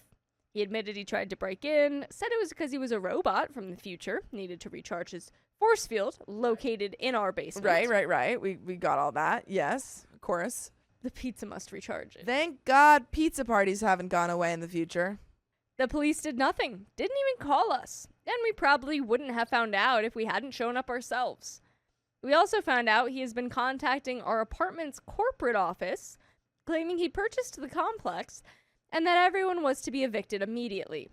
Our apartment manager informed us he had also punted in the laundry room door and attempted entry at a neighbor's unit. Anyway, we go to court and he's there. He immediately accuses the clerk of being in the CIA, so we know it's going to be a wild ride. My girlfriend goes up first. The moment they're sworn in, Roger sits down and goes, "All right, I'm going to start talking now." Roger goes, all right, so has anyone ever heard of real estate? So we're going to start off with real estate on the moon. Now, people never consider what the moon could be, but Hear it's me out. property. You got to get in now, because in the future, this is everything. This is everything. This is where the future is and where we will be. I work for NASA. You can believe me. And all we'll eat is pizza to recharge our fuel. Yeah, he Our starts force fields. filibustering. Yes. To which the judge tells him he absolutely is not. My girlfriend starts explaining everything and hands in her evidence. When it's Roger's turn, he goes on a tangent about how they worked together at NASA, how he is a clone and his clone is the one causing trouble, claims he's been to every planet in the universe, and that he is the inventor of Looney Tunes. That could be true. What? No, it couldn't. I believe everything. Let's see. I believe him. You know what? Sometimes you have to believe people, you know? Let's look it up. Inventor of Looney Tunes. Hugh Harmon. And AKA Rudolph Ising. Roger. The judge asks if he understands why he's there, and he says yes, and then claims it was all a misunderstanding because he thought my girlfriend was someone else with the same name who he worked with at NASA alongside his clone. He's like, no, Your Honor, it's all a mistake. I just thought, why do you keep putting him up? That's him. Oh. That's him saying it. I And was then so confused. we find out actually that her clone is the one that his clone worked with at NASA, Double clones. and her memory's just been wiped. Ah, man. Classic. It always happens. Classic clone on clone memory wiping from the future. They actually work as a part of Lumen Industries, and they've been severed. And so she never remembers when she goes to work. They both got out. He said if she had just told him he had the wrong person, he would have left her alone. It's like, girl, you just have to tell me that you're not the clone. It's that simple. You just have to know that I thought you were cloned, and then tell me that you weren't the clone. The judge grants her a protective order for the maximum, which is 1 year. That's the maximum that you can get a protective order for. Can we grant this man a psych eval? Yeah, please. I think that'd be better. I'm 'cause then sorry. we might not need the protective order because Yeah. he could get help. Yeah, the judge is standing there hearing all of this, and he's like, I can protect you for a year. yeah, I'm not going to help him, though. This guy's on his own. Then it's my turn. For some reason, Roger's really agitated with me. Well, you stopped his pizza party. They brought in extra security. He continuously interrupts, says the case has nothing to do with me, and that if I didn't want him trying to get inside, I shouldn't live there. Sound logic. Yes. Duh. If you didn't want me to break into your house, just don't live there. Then I'll just be breaking into a house and not yours. You're welcome. The judge tells him to be quiet or he'll be removed. So he sits quietly for about 30 seconds while I finish speaking. The judge asks if I've been scared, and I explain that it's been hard to sleep because I never know if he's going to show up and get inside. Roger responds with, "Then don't sleep there." He's like, I'm doing you a favor. I am doing you a favor. There's a simple solution. See, and in this one, I agree with Roger. Which I fear Don't he's sleep right. there. And Please move. I fear he is in the right there. He tells the judge he purchased our apartment complex. He owns it. He sent a check for $1 billion. Okay, he got that $29 billion off. Pretty good deal. Discounted. Woohoo! That's a businessman. And his proof is in an email that he sent to the corporate office. He says if the judge has any questions, he can contact NASA. The judge grants me the protective order for 1 year as well. A few weeks after the hearing, our apartment complex issues a no trespass order, so he's banned from the property. He showed up anyway, attempted to get inside a neighbor's residence, and they called the police. He has continued to send emails to the complex, claiming he is the Pope, and that they better comply with his requests. He's like, guys, I didn't want to pull this card, but I'm also the Pope. kind of the Pope. Last I heard, he's on a mandatory psychiatric hold after police caught him. Finally!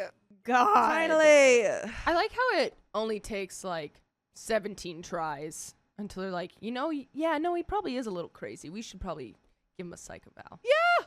They did nothing before then. They're like, no, that's all reasonable. When you say you're the Pope, that's when we get mad. No, guys, I looked it up. He actually Yeah, when is the religion Pope. comes into it, that's where they draw the lines. Always.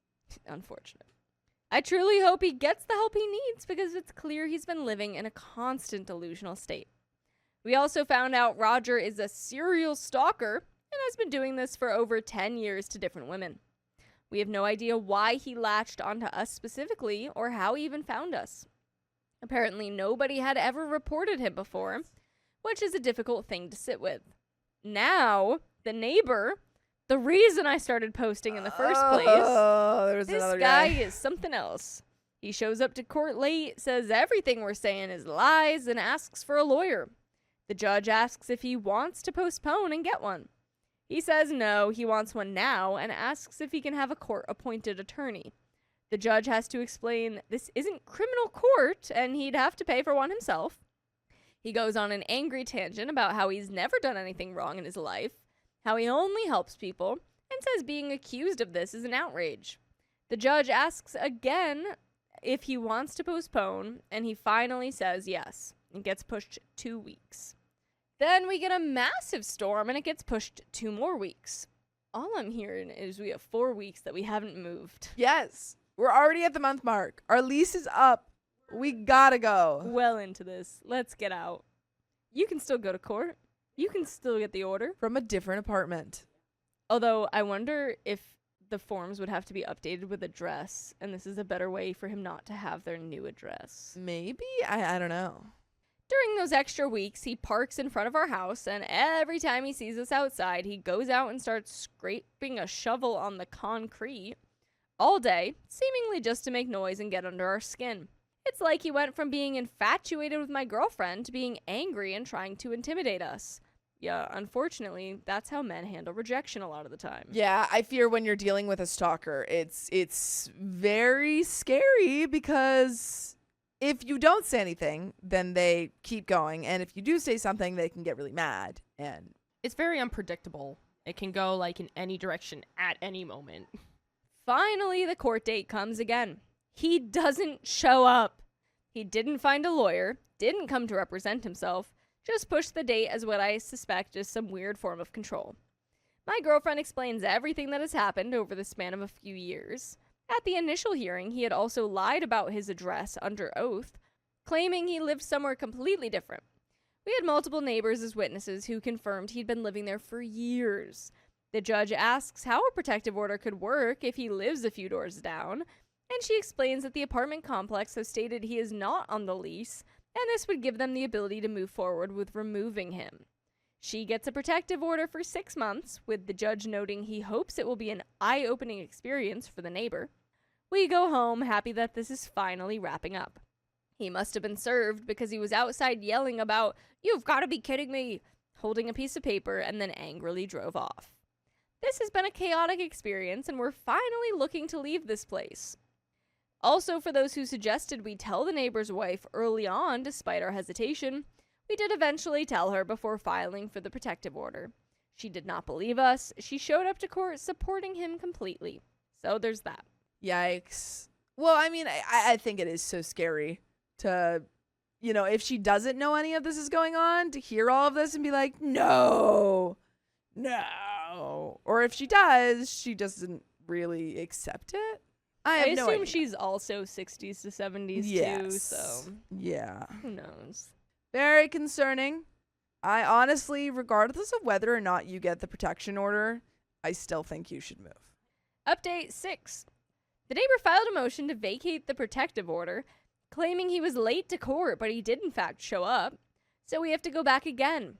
Genuinely just want this to be over. The apartment complex has started the eviction process. Laws here tend to favor tenants, so it's a lengthy process, but now that he's done something that gives them cause, they're moving forward. As for his wife, he's extremely manipulative, and she has a long history of enabling his behavior. Despite everything, she remains convinced he can do no wrong, so we aren't surprised she backed him up. Update 7. Well, our neighbor filed a motion to vacate the protective order. He claimed his wife had fallen that morning and they couldn't get to court on time, so he had to go back again. This time, he actually showed up and was on time. It takes about 20 minutes for him to answer basic questions about why he wasn't at the last court date. He claims he was there. He wasn't. My girlfriend steps in and clarifies he was at the first hearing, but not any of the others. The judge asks why, and he says his wife fell. The judge asks when. He says 3 months ago. The judge asks if she fell the morning of the court date, and he says no. His wife sighs and starts talking, is told to be quiet, keeps going, gets threatened with removal, and finally stops. He eventually admits she didn't fall, but says because of her disability it takes a while to get ready and they were late. The judge gives him the chance to speak at the hearing. Everyone gets sworn in and my girlfriend starts explaining the situation, how he makes her feel unsafe, the gifts, the inappropriate comments, the parking situation, all of it.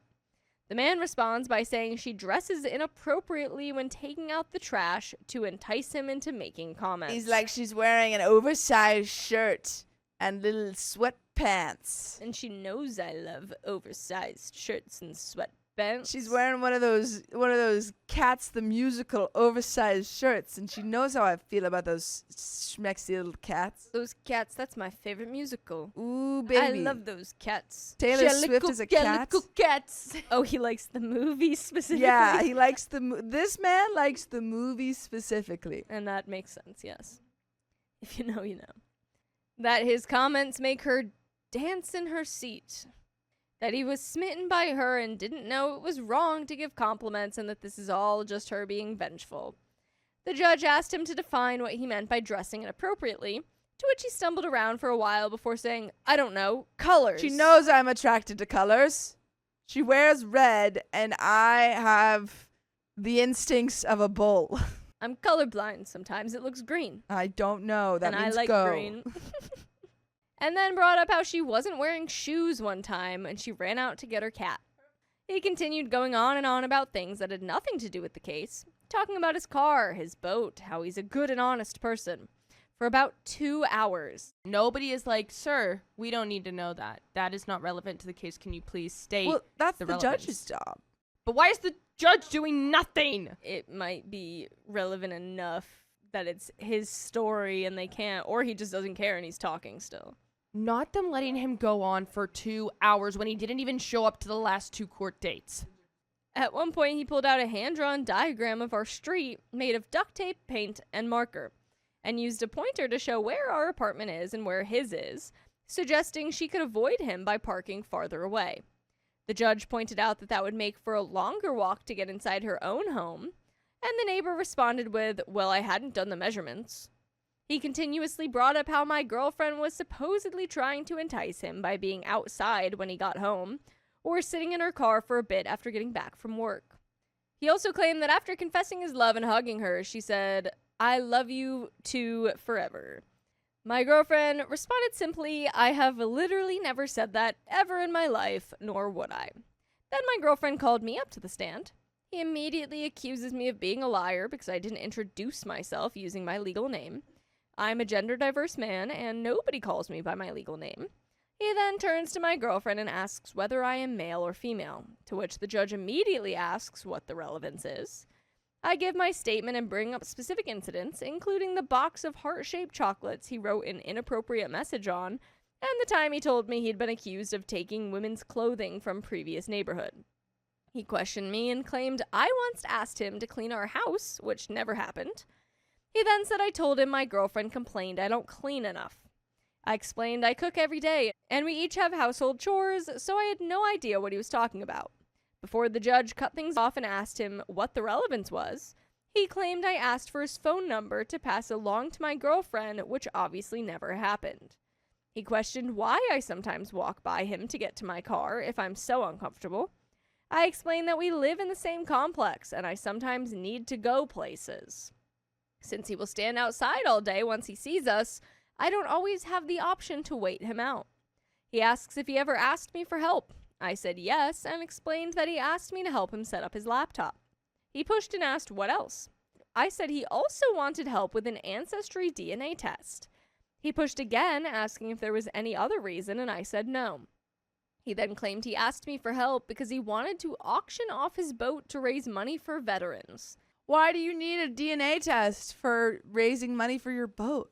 I told him that was never mentioned, that he said he wanted to sell a leather jacket for that reason, but the boat never came up and was never part of the laptop conversation. Sorry, I always get jackets and boats confused. Sorry, that's my fault. I thought that was a clone. Thought it was a clone. I don't understand how this... I would be going insane if I was in this court. He then brought up a time I was helping an injured squirrel outside, claiming I asked for his help. I told him I didn't. He just came over on his own and asked what I was doing.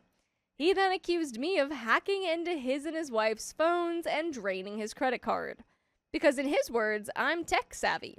I am not tech savvy in that way. I helped him set up a basic laptop and troubleshoot a basic iPhone issue. The random accusations and rants continued. After I was done, the entire courtroom looked exhausted. Someone nearby whispered and asked if he was intoxicated. A woman mouthed, "Oh my God, I'm so sorry." People had to step out during his longer rants because they were barely holding it together. At one point, he pulled out a bag of evidence that turned out to be credit card statements, which he claimed proved he was an honest man because he paid his bills on time. Another time, he held up what turned out to be an AARP advertisement card, to which the judge said, "Sir, that is an AARP advertisement." And he just responded, "Yes." The entire courtroom started laughing. Every time he launched into another rant or round of questions, there were audible sighs from everyone else in the room. People were shaking their heads, face-palming, completely worn out. Even the security officers were trying to keep straight faces. The judge finally asked if he was done and granted my girlfriend a 6-month protective order. I honestly don't know if this guy is going to try and fight it again, but this was by far the most chaotic court experience we have been through. I think that's a top 10 crazy court experiences. I mean, like, I'm right there with the rest of the group who's in that courthouse, just laughing, just confused and boggled. I would have to bring like 3 notebooks for all the sketch ideas I would have in that courtroom. At least you get something out of it. And by the way, you guys can be laughing along with us while you listen to more full episodes with stories just like this. Go to Spotify, Apple Podcasts, or iHeartRadio and search up OK Storytime. I'm just going to finish this out. Yeah. And then... I mean, the only advice that I can offer is move. But yeah. Otherwise, you're taking all of the right steps. It's You just really gotta long. move. You really gotta move. We had 2 separate stalkers at the same time. One of them severely mentally ill and delusional. And somehow the neighbor's hearing was more exhausting and unhinged than anything involving Roger. At least Roger answered questions directly. This guy would make 15-minute rambling statements and then just stare at us waiting for a response. Anyway, fingers crossed this is finally over.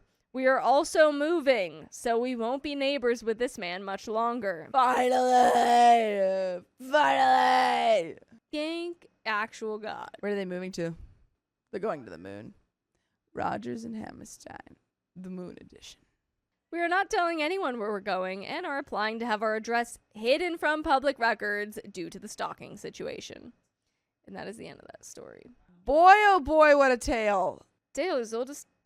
Is it as old as time? You know the tale Listen, where a Roger's guy... pretty old. He's been time traveling all about. He's seen every planet in the universe. And that's why he's so crazy. The time vortex got to him. I hope he's getting help. I hope everyone's getting help. Everyone get help in this story. But I'm glad that is seemingly the end of it. And hopefully OP, nothing else happens. But that's the end of that story and the end of the episode. Sure is. So if you love us, make sure to subscribe. We love you and see you you on the tomorrow. moon. My neighbor refused to move his parked car. It's sitting in front of our property. That's my parking spot. I am the 19-year-old female daughter of my normally very nice parents. We had new neighbors move in about 2 years ago, and for the most part, we've just let them be. They're a little annoying sometimes, and there were a couple instances where we had to complain about the overwhelming noise of their weekend parties at night. But other than that, they're pretty okay neighbors. We've never had a problem with them until recently, after several strikes against my family. By the way, this comes from user OP Random Bystander. And if you want to submit your own stories, go to the r/OK Storytime subreddit. I'm Dakota. I'm Vincent. And we are here to give good advice, goofily. We don't have all the answers to all the questions. We only know what we know.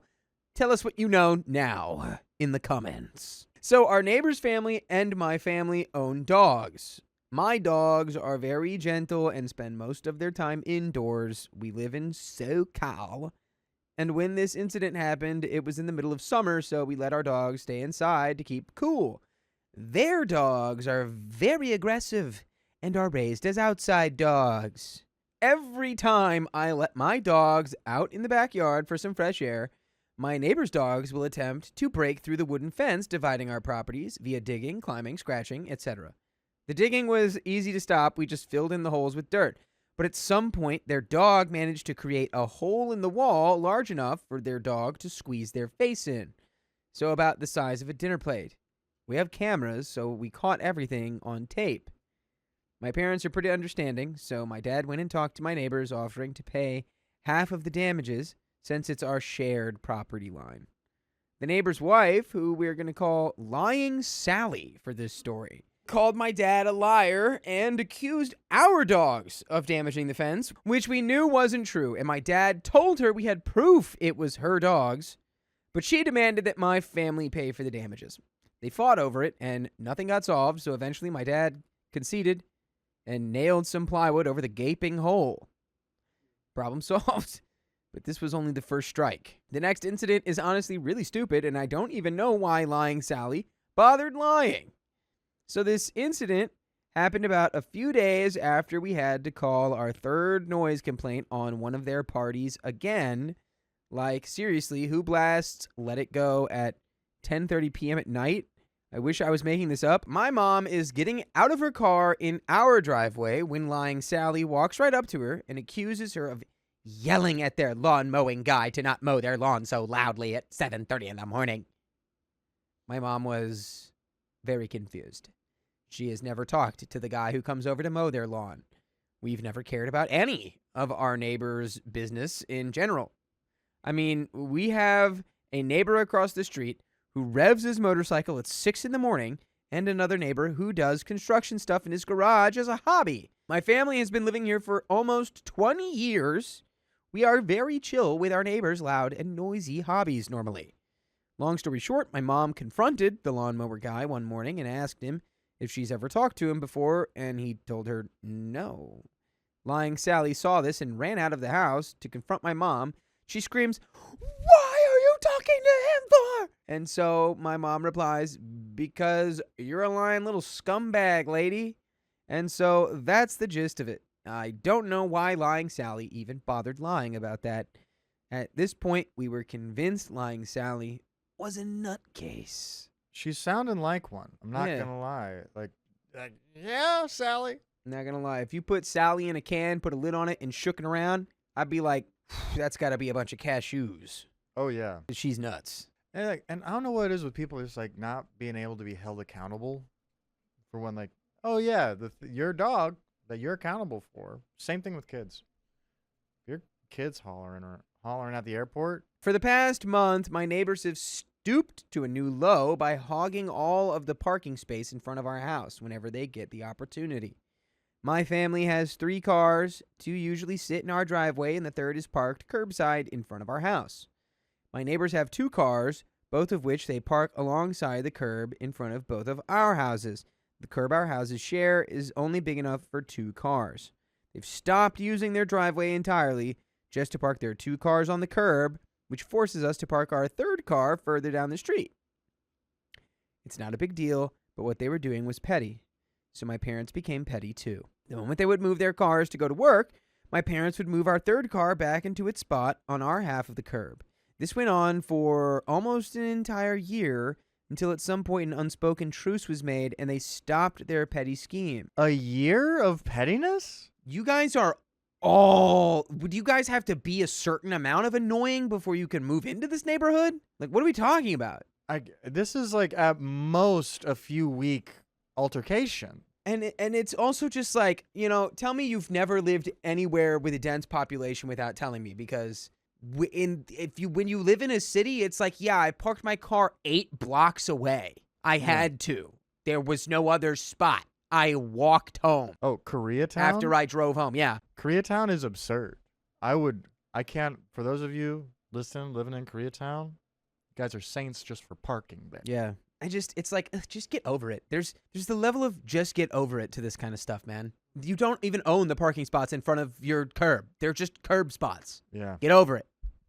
Their dogs are bad, though. Yeah, that is a different thing. Things returned back to normal until I accidentally reignited the feud. In my defense, I was driving home with the third car late at night. It's dark. I accidentally back up way too far and park the car smack dab in the middle of the curb, so my car is literally in the middle between our houses. I'm tired from working all day, so I don't think much of it since our neighbor still has a whole entire driveway to themselves. Trust me, their driveway is just like ours. It's made to fit 2 cars. The next morning, I wake up to the sound of my parents arguing downstairs. Turns out, our neighbors have parked one of their cars on their driveway, and the other one is parked in front of our third car on our side of the curb. This wouldn't be a problem if half of the hood of their car wasn't sticking out into our driveway. Call a towing company. It's that easy. Also, if their hood is halfway into your driveway, can you drive around it? I don't know. I feel like people, they hold so much anger in their hearts. And like, I know people who they will just stockpile little bits of things that they can use in an argument just in case. Yeah. They might need to use it. Or yeah, it's the like, stockpilers. they're just like sort of eager and just, I'm so ready to be wronged by these people. And they're looking for it, even if it's a mistake. And then it gets absolutely blown out of proportion. Yeah. Before he's like, no, yeah, I was just tired last night and I parked really bad, which happens. It's a human thing. It is. We're only human after all. I would still get that car towed, though. Anyway, the problem with this is that if we tried to back out the car in our driveway, we might hit their car, and I'm pretty sure that was the purpose. I was done with their games. So I marched over next door and rang their doorbell. The husband, we'll call him Pig for this story, opens the door, and he's recording me as if I'm going to attack him, which, keep in mind, OP is 19 female. This is ridiculous. I'm 5'2", and he's close to 6 feet tall. If anything, I should be the scared one. The conversation goes like this. Me, is it okay if you can move your car? Pig, no. The police told me I could park anywhere I want because it's a public road, and they even told me I can record you. Me, I don't care about you recording me. I just need you to move your car. You have an entire driveway to yourself. It's just common courtesy to not block your neighbor's car into their driveway. Pig. You guys can still get out. It's not that bad. Me, yeah. But we just don't want to hit your car by accident while backing out. Pig. Is that a threat? Me, no. I'm just saying we don't want to pay for the damages of your car because you didn't want to move it, and I can't guarantee that we won't hit it. It's very close. Pig says, I don't care. I shouldn't have to move my car. You move your car. I'm trying to move my car. Yeah, that's actually why I'm here, Mr. Pig. I realized I wasn't going to get anywhere, so I let him slam the door in my face, and I walked away. I went back inside my house and got on my laptop to make sure that, yes, it is indeed illegal to park in front of someone's driveway, even partially, so my neighbor does have to move by law. However, I wanted to be petty, so I moved my car. I grabbed my car keys and carefully backed up the car, again, the one closest to his poorly parked car, so that the back half is inches away from the front of Pig's car. So my car is now blocking Pig's car from pulling out into the street and leaving. My car is also blocking the sidewalk, which I know is illegal, but I already had this planned out. Basically, I caged his car in and held it hostage for a couple days. Here's the setup shown in this diagram. We don't need a diagram for that, actually. That's fine. You know, Yeah, we can picture it. I will say again, out of everyone in this story, I think your neighbor is worse. But you're both just two really annoying units of people, you know? Like you've got the neighbor unit, they're annoying, and then you and your family unit, also annoying. They're worse than you. You're still on the scoreboard. You know what I'm saying?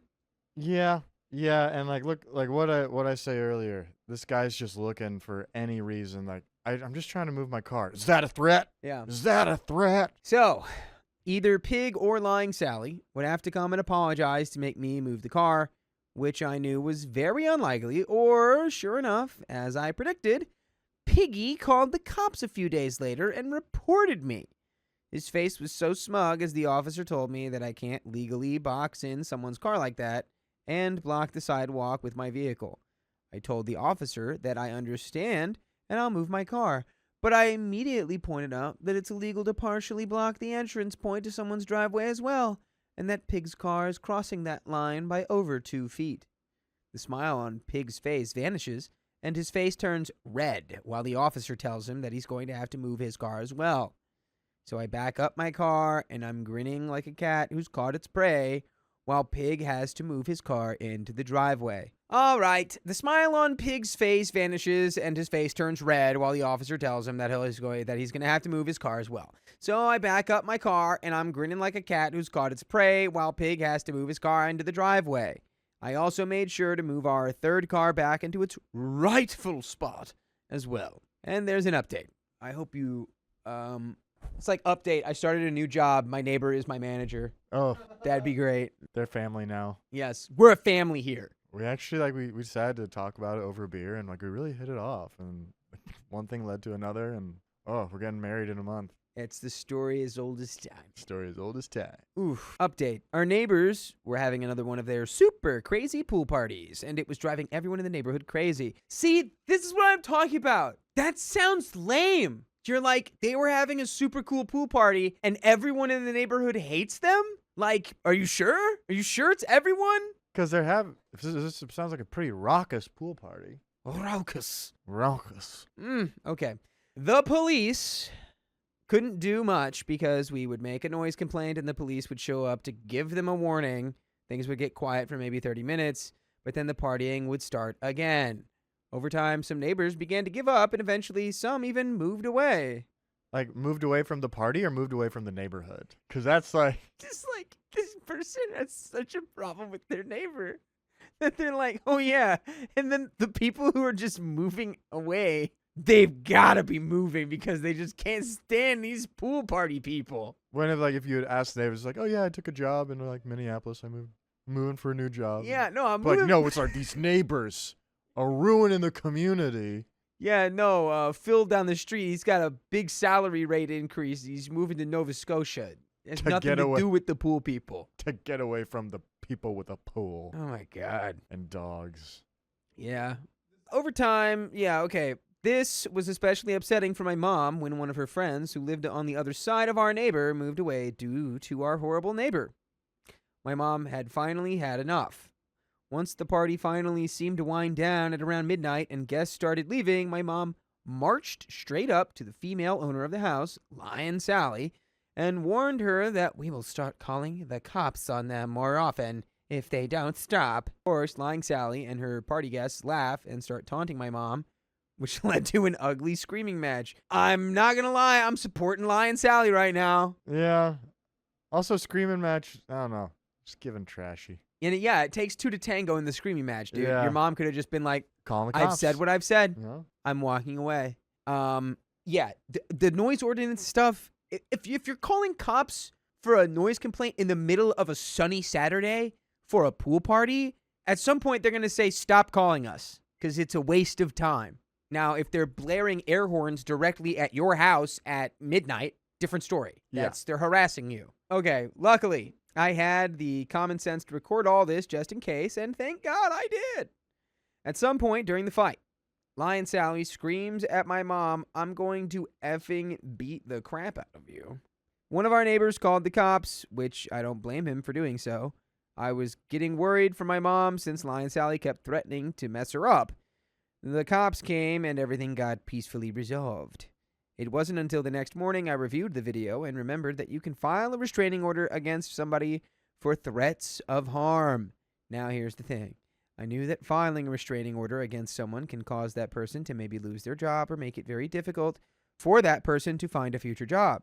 I knew from the sticker on the back of her car that she works in a daycare.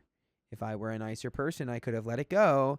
Too bad I'm petty. So we filed the restraining order, took my neighbor to court, and after showing the judge the video, he was immediately on our side. Especially after she had initially tried to lie and claim that she never once threatened my mom. She didn't know I had video proof. The judge granted us the restraining order, and we were jumping for joy. Meanwhile, lying Sally wouldn't stop crying and pleading with the judge to rethink his verdict. Yeah, and the cherry on top is I made an anonymous call with a friend's phone to the daycare center where she worked and let her boss know everything. A few days later, I noticed that she had removed the sticker on the back of her car. I'm pretty sure she was fired because she started staying at home almost 24/7. Her car almost never left the driveway. Well, thank God. Now your number one fear in life is sated, and all it took was you destroying someone's entire livelihood over noise complaints. Yeah, also now they're going to be home all the time, playing loud music. This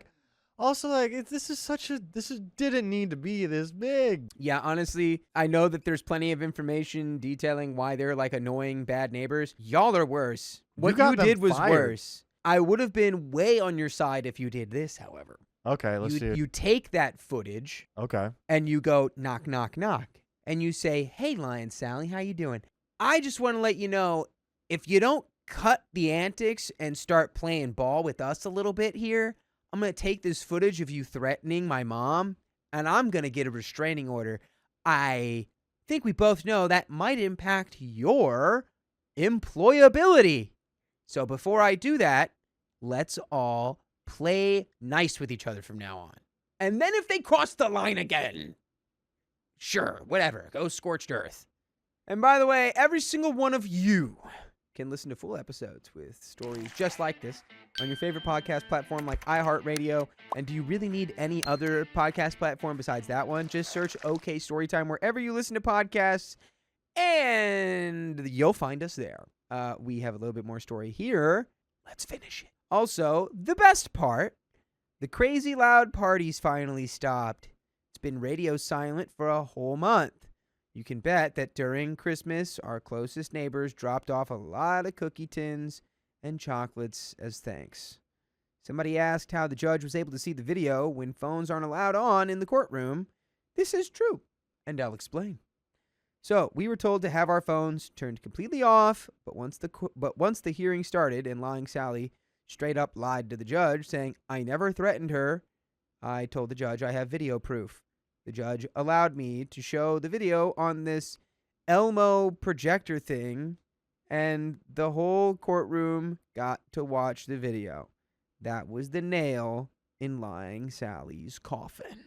And there she lies for the rest of her days.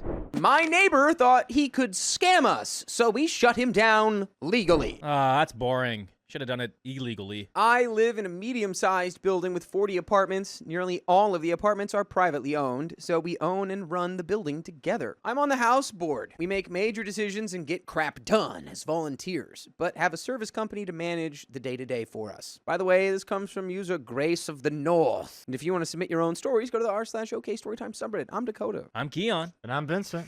And we're here to give good advice goofily. We don't have all the answers. We only know what we would do. So let us know what you would do down in the comments. A young couple bought a flat on my floor, and the guy is not all right in the head. I'm pretty sure he suffers from some sort of obsessive disorder, on top of being noticeably thick in the head. Eugene has been complaining constantly since he arrived. And now he's on the board with me, and 5 others, and has started to run his own agenda, hiring a plumber to deal with an issue that's, in effect, his issue, and mixing it in with normal co-op plumbing jobs. He's clearly trying to get us to pay for his own problem and is using the board to finance the work. Brings up problem after problem and is relentless until there is a solution. And it's difficult to deal with because he's both dumb as rocks, I say, as a beacon of intellect and wisdom, but mostly old age, and he seems to be suffering from obsessive thoughts about things going wrong. For example, the laundry room is 2 floors up directly above him. Eugene is the first person to complain about the noise in the machines. He couldn't study because of the noise, so urgent action was needed. Fair enough. We updated the machines for some $10K and put rubber mats under all of them and retired the worst culprit, an old dryer. But he was relentless about the need to redo the washroom from top to bottom and get better drainage, acting like it was a ticking time bomb. The laundry room was on the list of things that needed an update after 60 years. There was no urgency in the matter once the noise was dealt with and the new machines were in. We had at least a few months buffer to plan what to do and see how other buildings redid theirs and seek offers, etc. But every meeting and in emails, he'd be droning on and on about how the laundry room was a hazard and it could leak into his apartment 2 floors down in a solid cement building. Are you worried he's going to wake up in a fish tank? Yeah. Going to wake up and his apartment's just full of water? I knew it! The rest of us wanted to make a plan, get offers, and then throw a house meeting so everyone can agree on the job. But Eugene lobbied hard not to do that and just pushed the project through the board without a wider house discussion, which the rest of us didn't want to do.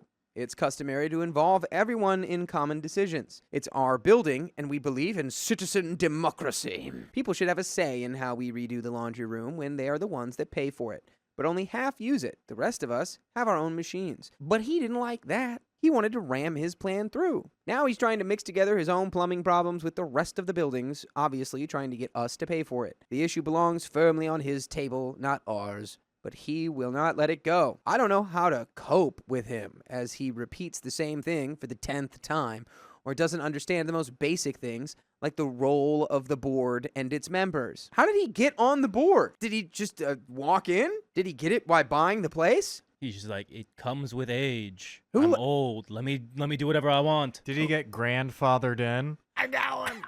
I got one. He's been extremely rude and talking crap behind my back because I told him to speak to a lawyer to get a plan of action for his issue. That this was his private issue that didn't belong on the table of the board. He's been nasty ever since. I didn't show up for last night's meeting because I just didn't think I'd manage to be polite to this paranoid delusion mofo as he hyped up the latest imaginary problem that needs urgent attention from his own plumber, while the guy also works on his own problem because he thinks it's our job to support the condo owners in their own issues. It isn't, and he hadn't produced a word of legal argument for it. It's just like his opinion, man. Yesterday, Eugene crap-talked and lied on me behind my back, and now I'm pissed. My lady gloves are off. Ding, ding, ding. Ooh. That's the lady gloves coming off. That's the sound. That's the sound they make. Is when That's the I alarm. Make the ding, ding, ding sound. That's the alarm that goes off when you take the lady gloves off. My kryptonite is dumb people, and I'm afraid I'll F up being unable to hold my tongue about how dishonest and obnoxious he's acting. Beyond his paranoid delusion problem inventions, Eugene is dumb as rocks. That's not just my opinion, but the consensus from the board elders. He thinks that by repeating the same obsession over and over, that will somehow make this our business. No new arguments or grasp of the situation,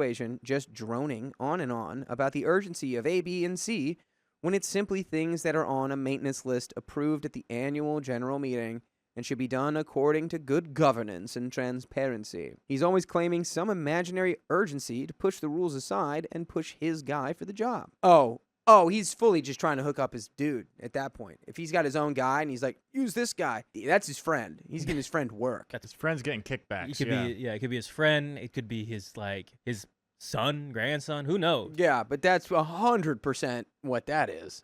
I know a guy. Trust me. Yeah. Give him the money. He's a great guy. He's a great guy. The worst part is that he's got a friend on the board who's only slightly sharper, backing him up. They seem to think, as the only 2 men on the board, that they don't have to justify anything to the rest of us and just have free reign to spend and decide as they please. I just pray that I don't lose my cool and become too condescending as I try to reword "it ain't our job."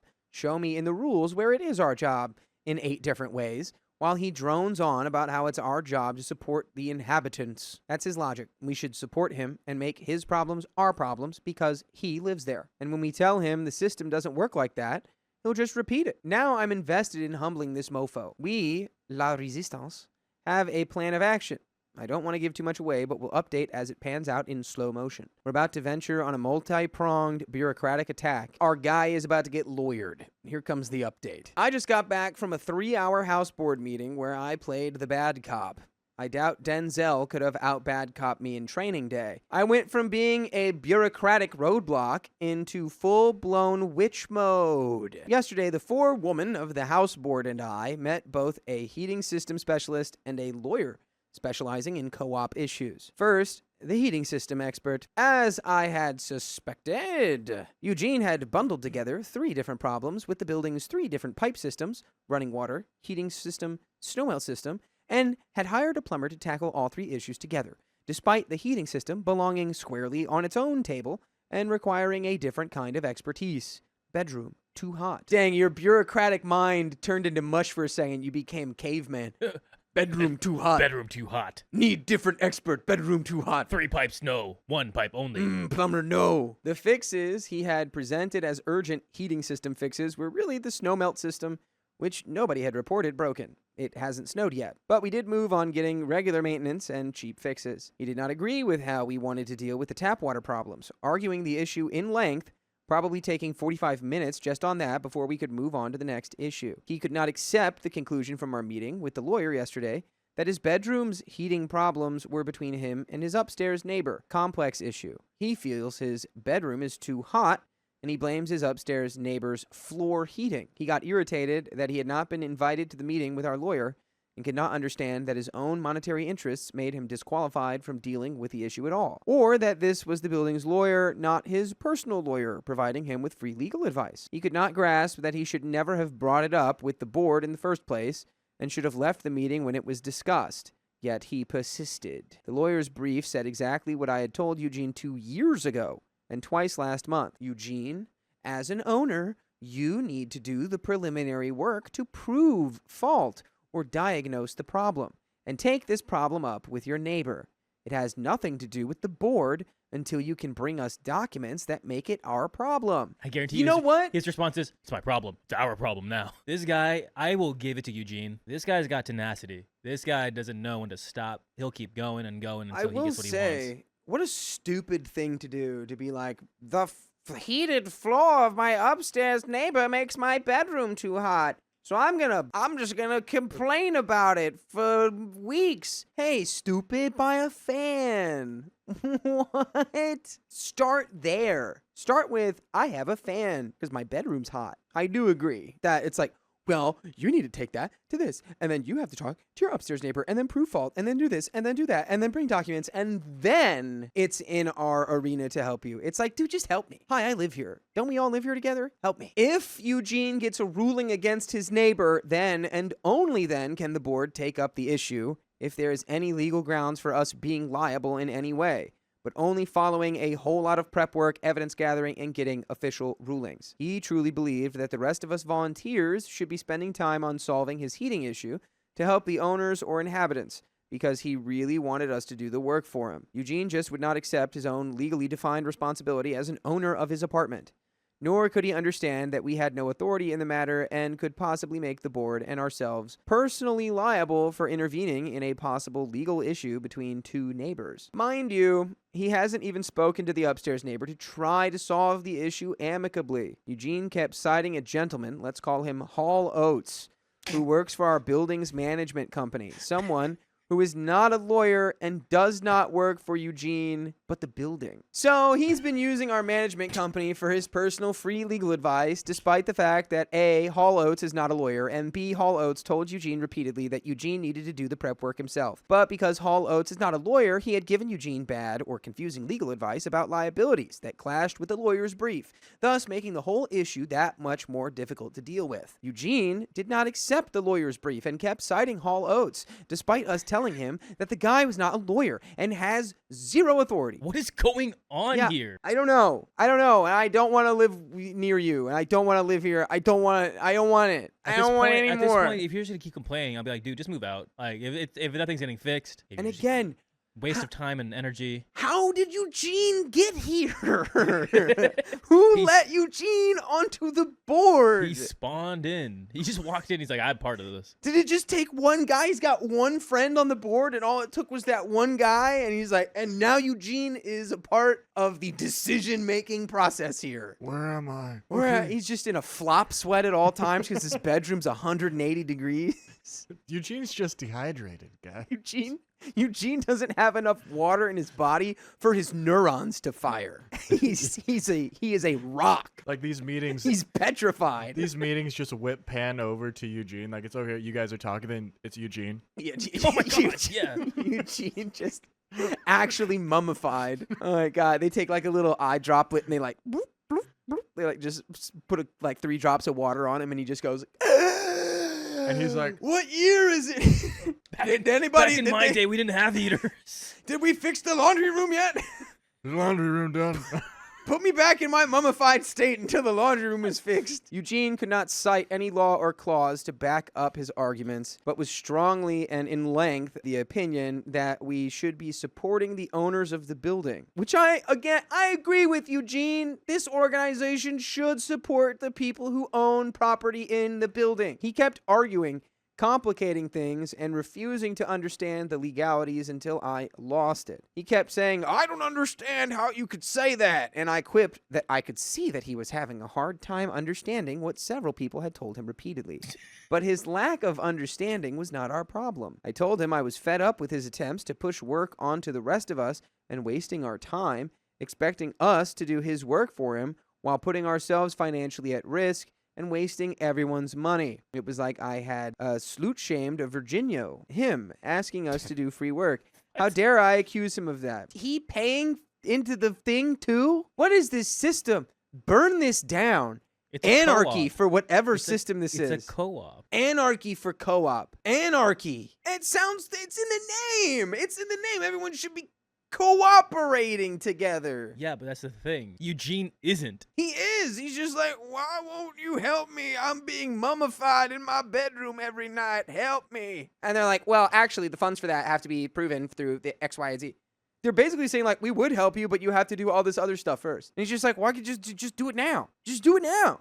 Just do it now. I don't got to do all this stuff. I'm old. There are laws. I'm an old idiot. There Just help me. are laws, Batman. That does, I mean, that if it's liability where it's like, then you fix the thing and then the upstairs neighbor's like, lawyer, well, I'm going to sue because now I'm too cold and the my... lawyer in Article 13A through C said, sit down, old man. Them's is the rules. How many times we're gonna have to teach you this lesson, old man? Okay. I'm not trying to get you to do free work for me with the others chiming up. Yes, that is exactly what you're doing. You're expecting us to do your work. There were 7 of us in the meeting. He had backup from his one dude friend, but the rest of us were firm on the boundaries. We have a legal brief. We have the votes. We aren't going to discuss this further. Eugene then got extremely frustrated and said he was going to quit the board because why am I even here after saying an hour before that he was on the board working for the whole building when he was trying to bundle the different systems issues together. That was a massive Freudian slip on his behalf. We're literally forbidden by law to push our own agenda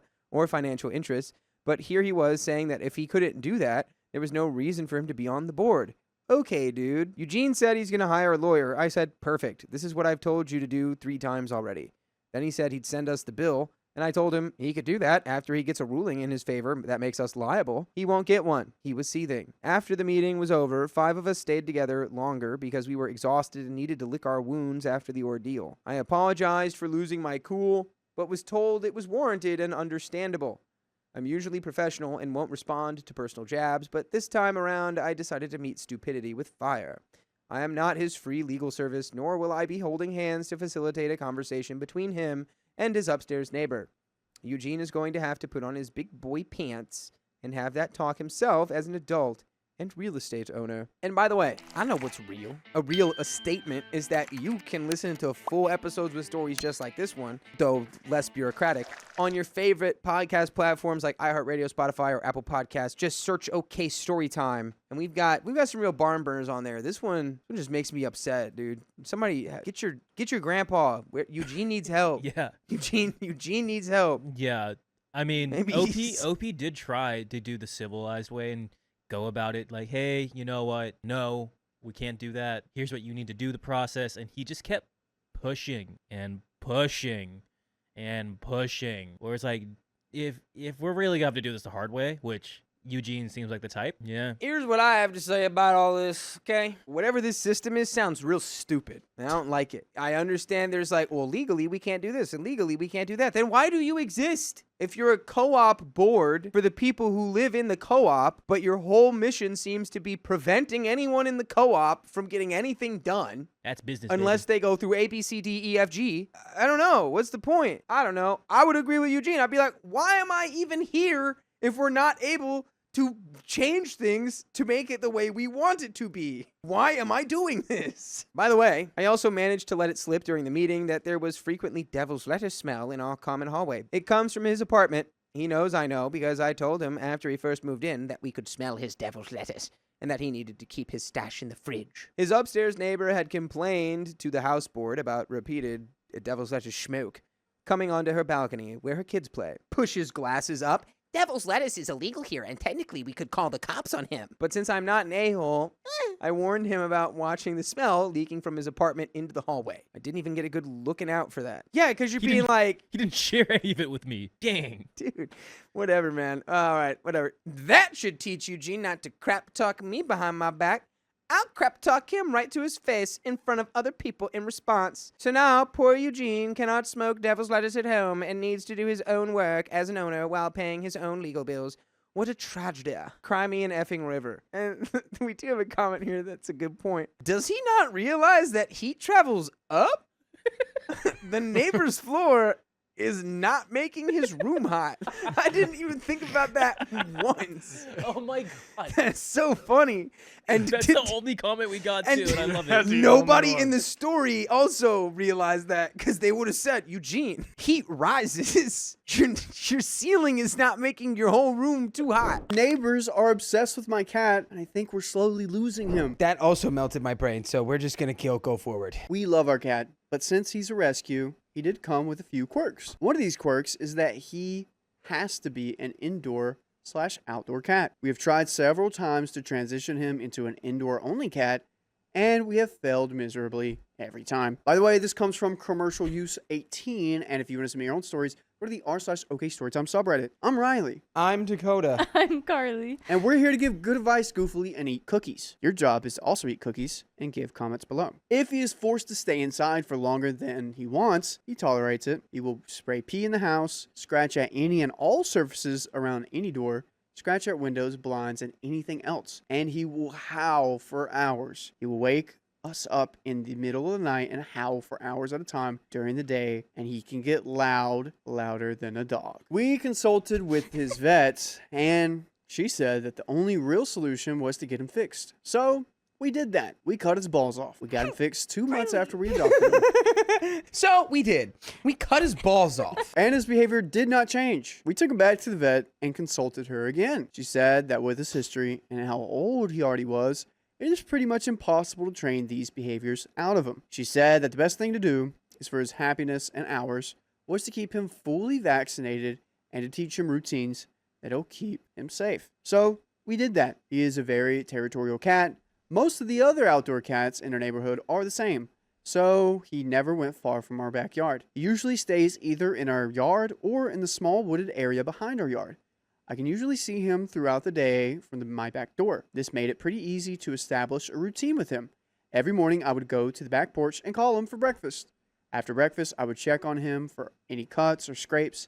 He would take a nap, and then he would go back outside when it was time for our toddler to take a nap. Usually he would come back inside for dinner later in the day and take another nap, but he was not required to. If he had any serious injuries like an open wound, any big scabs, or a dry skin outbreak, he has a skin condition and gets it seasonally, I would just plush a donut cone on his head, apply ointment or coconut oil, and keep him inside for a day or two. This routine worked well for us for over 2 years, and our cat followed the routine obediently.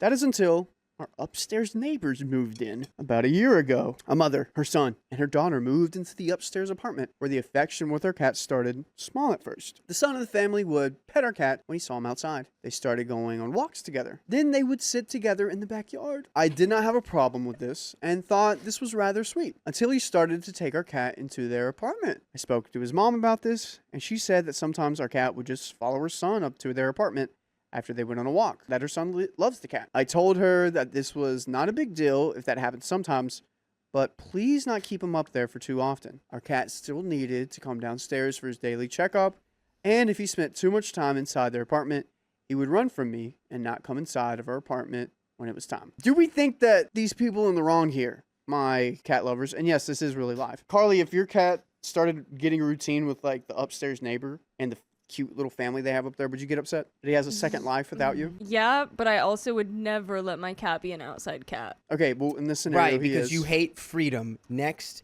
Because in a city like this, he's not going to last very long. That's true. In a city, I guess it's different than if you're in like, but I think if this started happening, I genuinely would be like, so sorry, he's not going to be an outdoor cat anymore, and I would just leash train him, and that would be his outside time. Her son started sneaking our cat into their apartment after his mom left for work. Now I guess here is a good place to state that until very recently, I thought this boy was a high school student. He has some pretty big physical disabilities, so I did not find it strange that he did not want to go to school. I just figured he probably was homeschooled so that he would not have to strain his body all day or deal with school that could not afford proper accommodations. But no, his mother mentioned a few weeks ago that he is 23 years old. 23, I am 25. He is 2 years younger than me.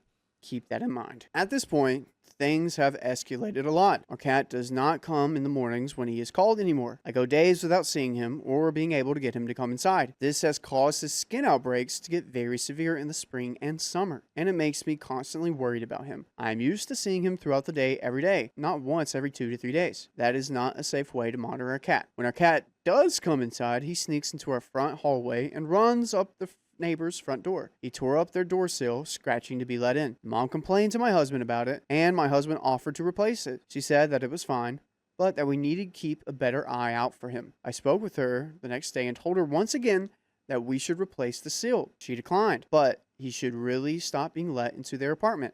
I gave her my number and told her to text me if he comes to their door again, and I would come and get him. She never messages me first. The only time she will text me is when I text her asking if she has seen my cat, because I have not been able to find him in days. She will then reply and say that he is in their apartment, even after I asked her not to let him be up there. All right, now we're getting into like actual, like real, hey, take my cat again, and I'm calling like the police that you're trying to steal my animal. I'm calling Paw Patrol. I wish more than anything in this moment I knew a single name of a Paw Patrol character. Then about 2 weeks ago, a nightmare situation happened. Our cat got hurt pretty badly on his neck. He should have gone to the vet. I didn't even know it happened. The boy upstairs came and knocked on our door and told my husband about it. My husband then got our cat, saw the wound was already mostly healed, and asked the boy how long he had known about it. When the boy could not give a straight answer, my husband told him thank you for letting us know, but to stop taking him upstairs. The boy just brought our cat back upstairs a few days later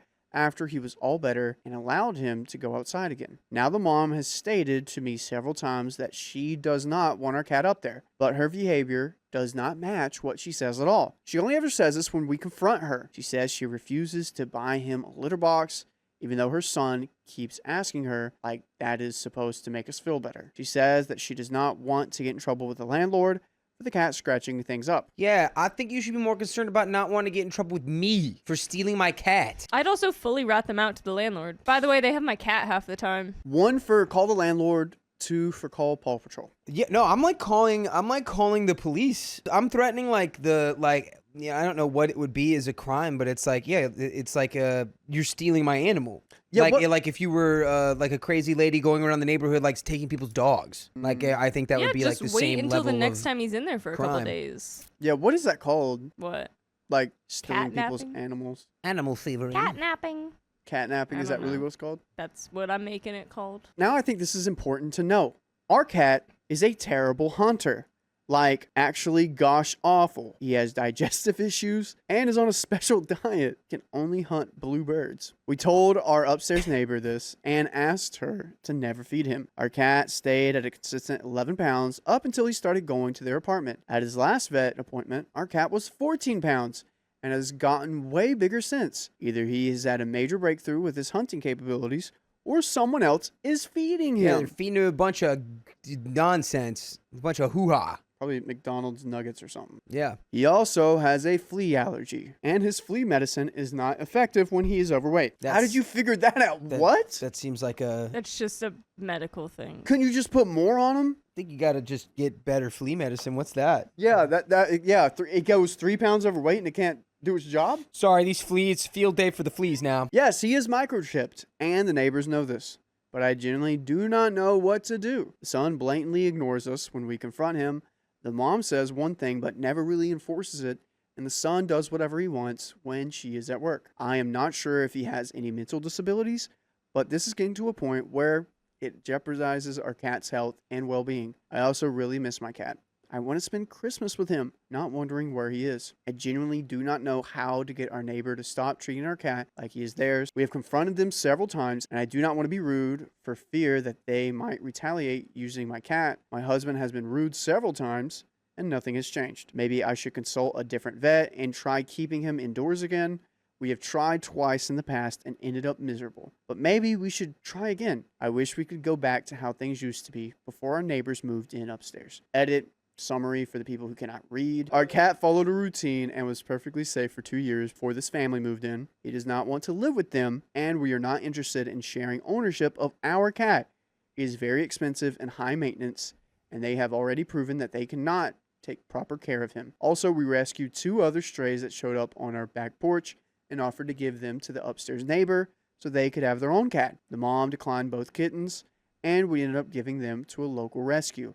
This boy has a weird obsession with our cat, and I do not know how to stop it. You have to literally tell them, if you don't stop letting my cat into your house, I am pressing charges. Yeah, and can the husband be more authority over it? Because if this happened, like Angie has a cat and this kid's doing this, I'm going to be going to the kid and be like, hey, do not touch this cat. If I know that you touched this cat, I'm calling the authorities. Yeah. I'm doing this. I'm telling your mom. Whatever I got to do. Commenter 1 says, can you make him a catery? Opie says, unfortunately not. We're not allowed to put anything outside that can't be picked up within the same day. We wanted to get a sandbox for a toddler, and our landlord said no because it would be a fire hazard or in the way of mowers. If/when we buy a house, though, a catio will be our first investment. Editor's note, cattery equals any building, collection of buildings, or property in which cats are housed, maintained, cared for, and bred. Commenter 2, wait. Get a cat camera so you can monitor him for his safety so you know what's going on. I don't care if I'm tripping or if that family feels iffy. Like, I get cats go to other houses, but I find the cat getting injured is sus, low-key, and the kid coming back with it. I don't know, my heart goes out for you. It's hard to manage this, but I'm saying 100% get the cat camera. My cousin got one, LOL. You can record and speak to your cat, etc. A good way to know if your cat goes missing too. You could talk to the cat and be like, hey, get the cat out of here. Get the cat out of here, you know. Get him out. Talk to that cat. Yeah. Speak to the cat. I didn't think about it like that, but this does sound weird when I think about it. Our cat has never come home with an injury like that because he generally doesn't really leave a yard. A camera is a really good idea. Definitely going to look into that. Commenter 3 says, your neighbor's behavior is not normal. I would worry about the cat experiencing mistreatment. Part of mistreatment is often to love bomb before and after periods of aggression, so the cat won't necessarily be afraid of the person. I would really be concerned about this guy. Opie says that's something I'm becoming more and more concerned about as I read the comments and think back on certain instances.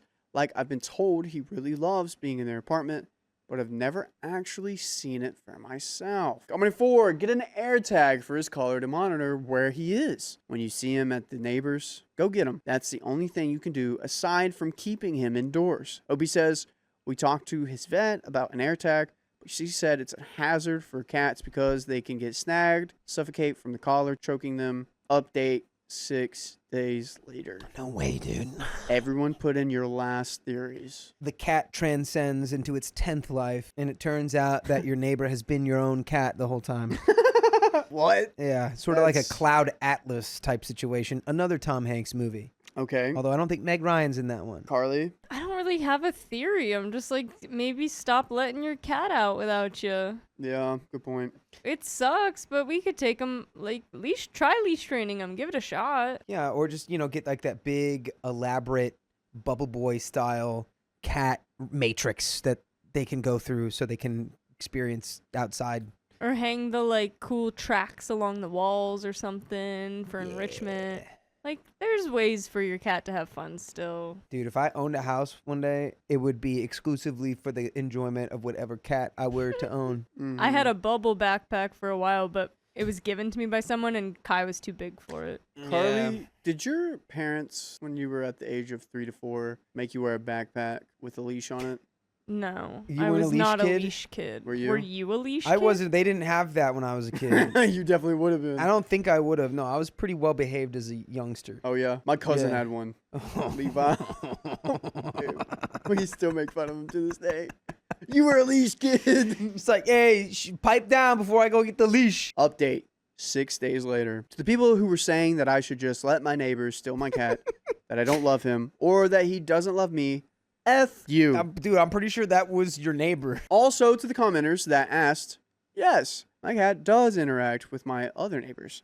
And no, he's not a nuisance. He knows 2 of their work schedules and will wait on the sidewalk for affection, and he knows when they are coming and going from their apartments to the parking lot. I also have an elderly neighbor who my cat will follow to the mailboxes every day when he goes to get his mail. This is a neighborhood cat. This is beautiful. Yeah, that's a cat of the people. All of my neighbors think that this is adorable and joke with us frequently about how we have the most affectionate cat in the neighborhood, but he's never gone up to anyone's apartment. He won't even go inside the other building because he knows it's not his. This made me reconsider what I've been told from my neighbors versus what I've seen with my own eyes. Like, I've been told that he loves being in the upstairs apartment, but it doesn't really line up with everything else I know about my cat. I mean, you would be the one who knows the best. Same day I wrote my post, I found my cat with yet another strange injury. And it really made me think back on the comments who found it strange that he went 2 years without any injuries, aside from a cut or a scab here. Now he seemed to be getting them more and more frequently. And it made me wonder if my neighbor was either intentionally hurting him or setting up scenarios which my cat could get hurt. My husband disagrees with this possibility, but we're both considering that maybe our cat is a few years older than his original vet's estimate. What does that have to do with getting big wounds on your neck? It's like the weight thing with the flea medicine. Yeah, I don't know. There's some kind of I don't know. What kind of cat doctors are you Your around? cat needs to be sent back to the factory. Yeah. You need a new one. Reset. Is that true, Carly? Like, if your cat's overweight, the flea medicine won't work? I have heard that, yeah. Well, it is, yeah.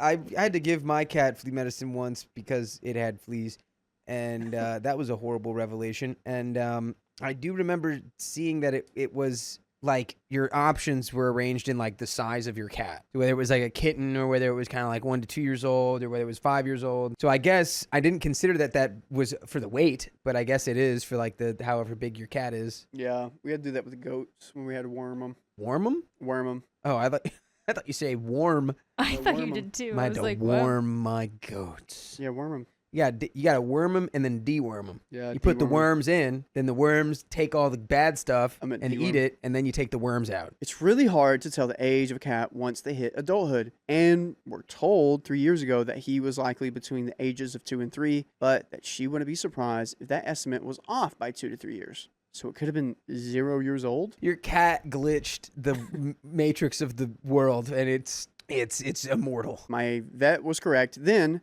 that would make my cat around 5 to 6 right now, maybe 6 to 7. But his behavior, how often he's getting hurt, and him spending more time indoors leads us to believe that he may be closer to 8 or 9 years old. This would also explain a lot of his medical conditions are getting worse with age.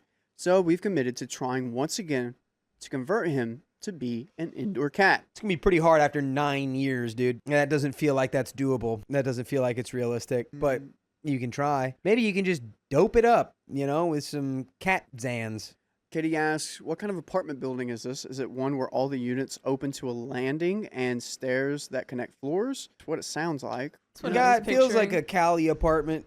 Because also, Open we air. in my building have a cat that is allowed to go outside, but he goes outside with his owner. Yeah. So like I'll see this cat like running around, but then if I look in the corner by the apartment, like the owner's always watching. Like you can still give him outside time, just observe it. Like Yeah, exactly. It's been well over a year and a half since we last tried, and we've rescued yet another kitten this Christmas, who our cat has slowly been grooming and parenting over. Aww. We are going to send this one to the rescue like we did with the others, but the rescue was full, so we decided to just keep her. And she's terrified of the outdoors, which seems to be encouraging our cat to stay inside with her as well. And if you are having an inside day and you don't know what to do with your time, I'll tell you. Go to your favorite podcast platform, Apple, iHeartRadio, or Spotify, and search up what, Dakota? Okay, story time. And you'll be entertained for, I think, like 80 days straight.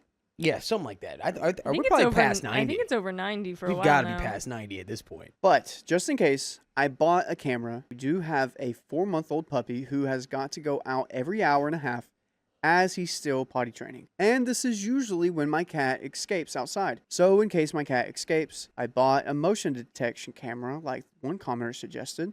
This way, even if my cat goes outside, I can keep a better eye on him and keep a better eye on my neighbor. I don't intend to spy on them, but if I see our neighbor coming into the yard and trying to carry my cat inside, I'll be able to catch him in the act and intervene. We've also planned to be much more confrontational about our cat because being nice about it hasn't worked. Is there another update to this? I can check really fast. I but feel like don't if think even if so. there was, all it would be like, yeah, the same thing is happening and we're not doing anything about it and it's not changing and I don't know what to do because we're not setting any firm boundaries with these people. That's my problem. Yeah, no, Ming Ming literally went, people like OP are my pet peeves because it's all complaints and zero action. It's like there were so many tangible spots throughout this story where you could have just been like, yeah, and that's that. If you take my cat upstairs to your apartment again, you will be seeing the police at your door. we I will do be have filing a something. complaint with the landlord. What is it You say? know? Quick update. I'm happy to report that our upstairs neighbor is finally cooperating with us. We had a heart-to-heart with the mom, and she said she is willing to help to be more enforcing with her son. Last night, the cat ran to the back door while we were bringing groceries in, texted her immediately, and she texted me when she got home that her son did, in fact, bring our cat upstairs, told us immediately, and we got him back into our apartment. Okay. So the mom is helping now. Oh, so the mom is doing the mom's on it now. Okay, the mom good. is parenting. I went above and beyond. After hitting my neighbor's mailbox, she's called me names. That's my mailbox, you gin-marink-a-dink-a-doo. My car slipped on black ice and I hit my neighbor's mailbox. Oh, yikes. Ooh. I thought you just did it for fun. I gave her my insurance info and she said my insurance wanted her to pay up front and she didn't have the money. Wait, what? They wanted her to pay? For you hitting her mailbox? By the way, this comes from Admiral Cranberry Cat, and if you want to submit your own stories, go to the r/OKStorytime subreddit. I'm Sophia. I'm Savannah. I'm Riley. And we're here to give good advice goofily, but we don't have all the answers. We only know what we do, so let us know what you would do in the comments, please. And OP says, I said I would buy the mailboxes and pay my handyman to put them in, but it would be after the 1st of the year because the mailbox won't be in until the 29th of December and he had family plans. On the 29th, she called me, but I couldn't answer because my daughter was sick. I texted my handyman and asked for him to arrange what day he could come and install it. He told her he had the mailbox and arranged for Friday, the 2nd of January to install when he was back in town. On the 31st, she texted me a sarcastic text message that I didn't care. I told her my daughter ended up in the hospital and I couldn't return her call, which is why my handyman reached out to arrange a day and time. She said, out of respect, I should have called her back, that I should be ashamed of myself and be more apologetic. I've already had 2 30-minute calls where I profusely apologized. I told her to go through my insurance if I wasn't doing it fast enough. She then sent this text. And you are the homeowner that plowed over my mailbox. So completely disrespectful and sinful. It's a sin to hit another person's mailbox. You've sinned. You're going to hell. You know, I think Moses was trying to make that 11th commandment, Yeah. looking back at it. Yep. He's like, don't hit anyone's mailbox. Okay? And, Just don't and do it. no hitting mailboxes. And he came back and there was this giant statue, golden statue of a mailbox. He's like, God dang it. You should be ashamed and embarrassed and apologetic. Call the handyman? You're pathetic. Okay. Jeez. Also, your behavior around this is sinful. If you want to get very technical here, Yeah. lady. Yeah, lady. This is a little bit of an overreaction. You know what? I was going to be on her side for a moment there. Because it's like, it is pretty annoying. Someone hits your mailbox and then keeps pushing the date when they're going to, fix it. Yeah, I feel You have to pay out of pocket. Pretty frustrating. How much is a mailbox? I don't Cement and know. everything. Well, it depends what your mailbox is. If it's just like wood with, the little whatever on top of it, like the metal mailbox, then yeah, that's different. But some people like go all out and get like really big ones. Yeah. There's one that glows in my neighborhood. It's pretty cool. Yeah, around like 50 to 60 with the cement. Really? But, so all it's of so that much to fun. say, I still think she's being pretty rude. Yeah. We catch more flies with honey, as they say. Yeah. So then I sent this and blocked her. I'm returning the mailbox. Go through insurance. You have the info. I didn't have to buy them and pay a handyman to put them in. He told you he'd be there on Friday, and I told you the same thing. That obviously isn't good enough, so go through insurance. Am I the a-hole for making her go through insurance after she started calling me names? And we've got some info. Her mailbox is still usable, and she's still getting mail. It just had a... Oh. That is very important info. Yeah. So it's standing up still? So it literally just has a on it. Yeah. What? Oh. So she's making a big fuss about, like, I could understand making a big fuss when you can't get, it's like, Mail. I can't get mail now. They don't have any place to put it, all this stuff. But, like, you're still getting mail. It just has a in it. It's just aesthetic. And she said it's going to get fixed, though. Yes. Like, Yeah. I don't think you helped the situation by Yeah. being like, oh, by the way, I take back everything I do. You handle it, blah, blah, blah. Just go through insurance if it's taking too long.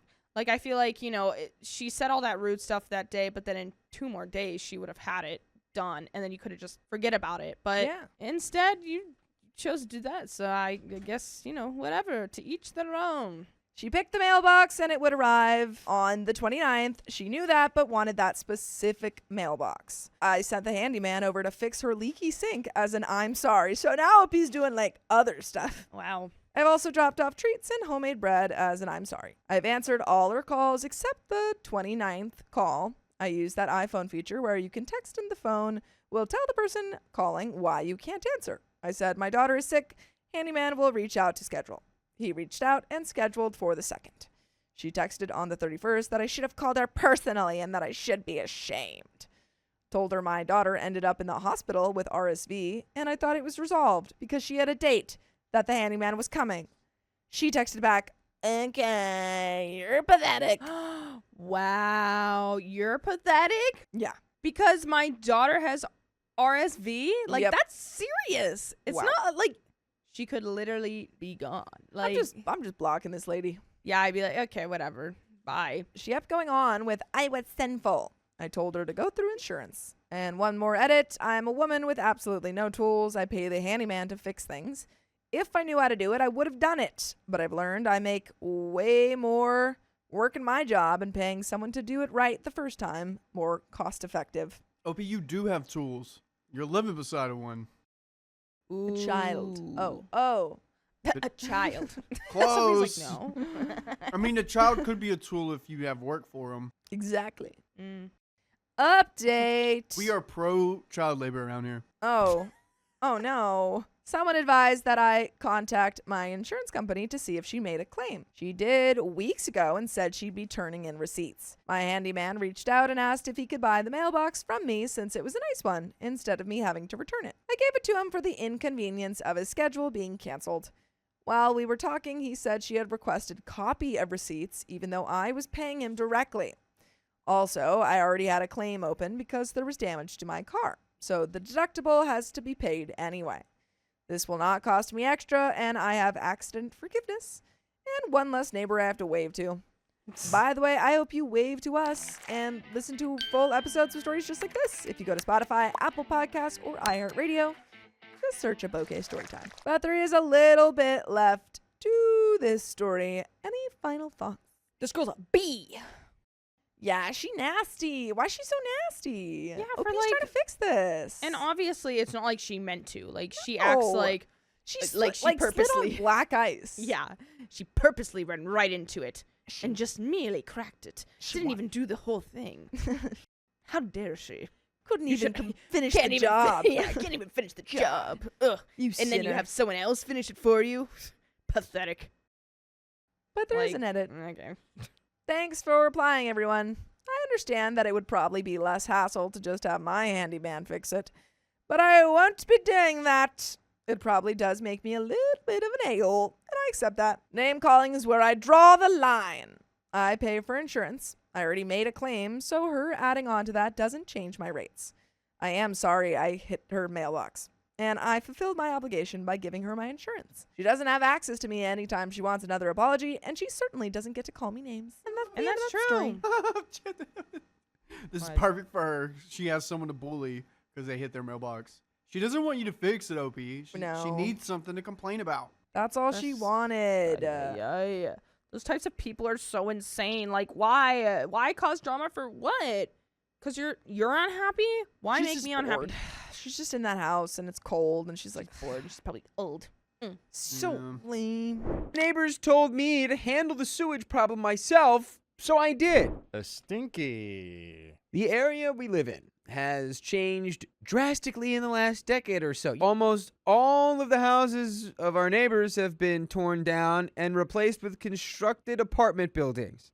The problem is that the sewer system is quite old and isn't built to handle the current volume of waste. A Chinese company is in the process of constructing a new sewer system, so the old line experiences a lot of blockage. By the way, this comes from user Jimmy Chinos knows, and if you want to submit your own stories, go to the r/OK Storytime subreddit. I'm Dakota, And I'm Vincent. and we're gonna give some good advice goofily, and you're gonna tell us what you would do in the comments.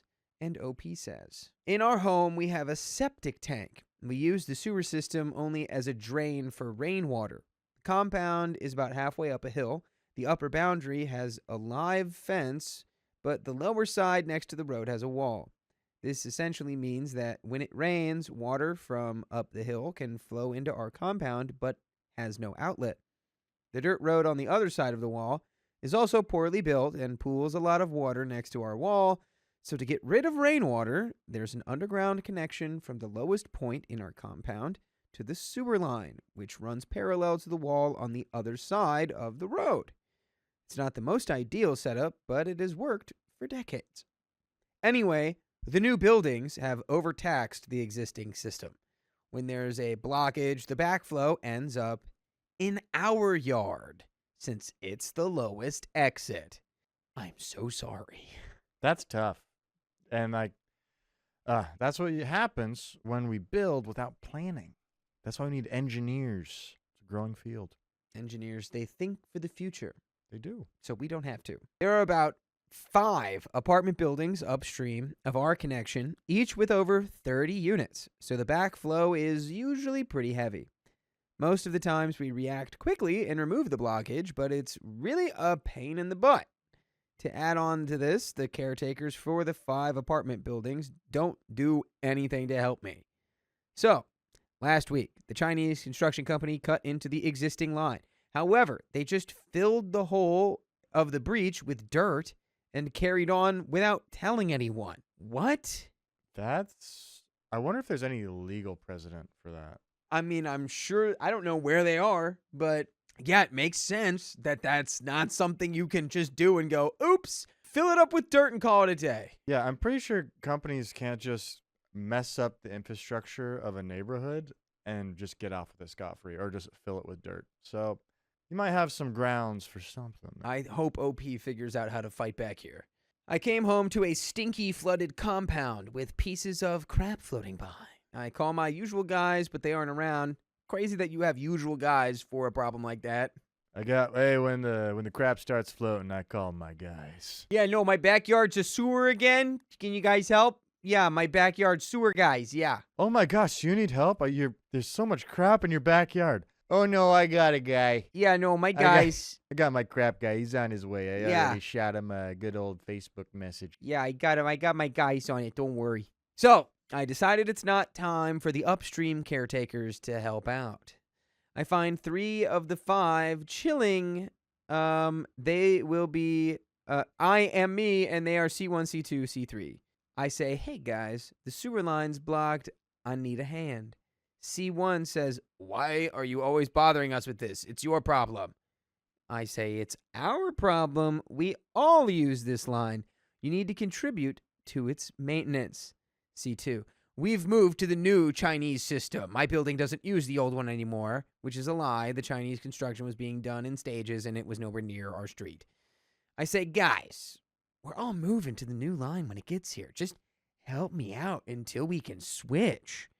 C2, now pissed at being called out, that's not our problem. You handle it however you want. We don't care. Deal with your crap. This really pissed me off since they had no idea how much I did for them.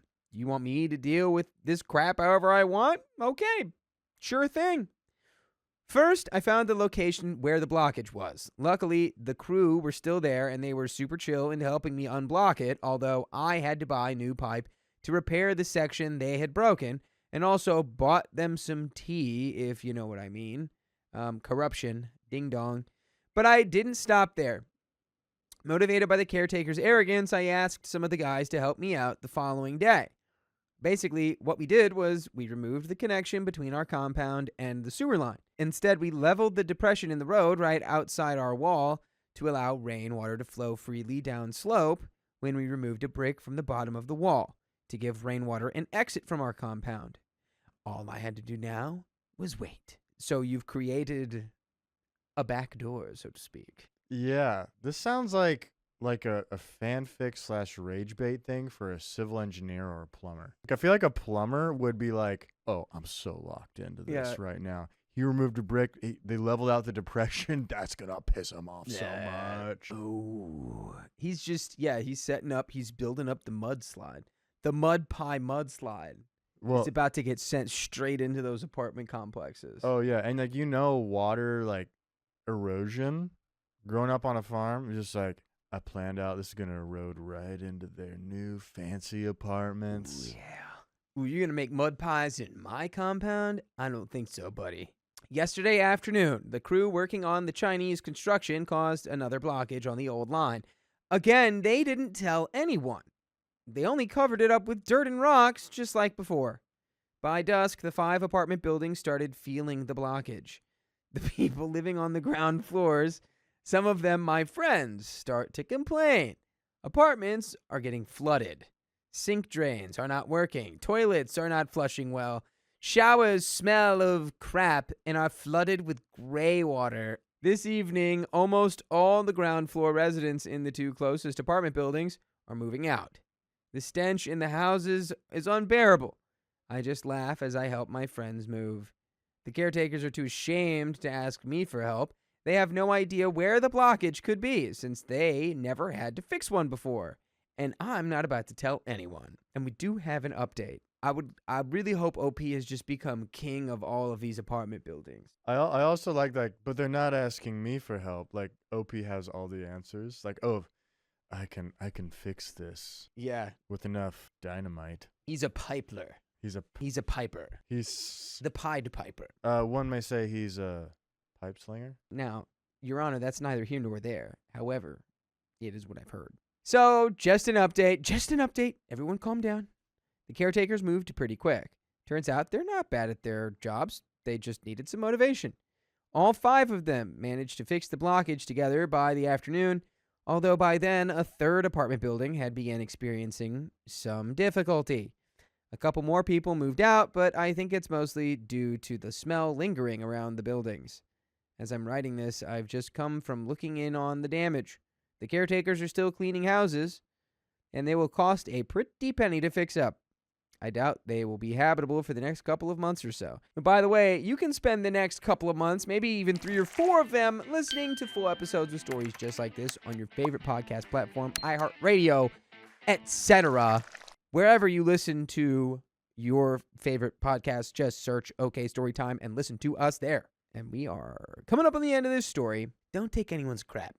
No, don't take that crap. And also, if you're going to, this one's more for the workers. If you're going to do the job, do it right the first time or you end up doing it twice. You do it right or you do it twice. Measure twice, cut once. Oh yeah. And Pay for it twice too if you don't do it right the first time. yeah, brother, you're telling me. Yes, sir. I like a good wheeze laugh. Like you just hit one right there. That's like.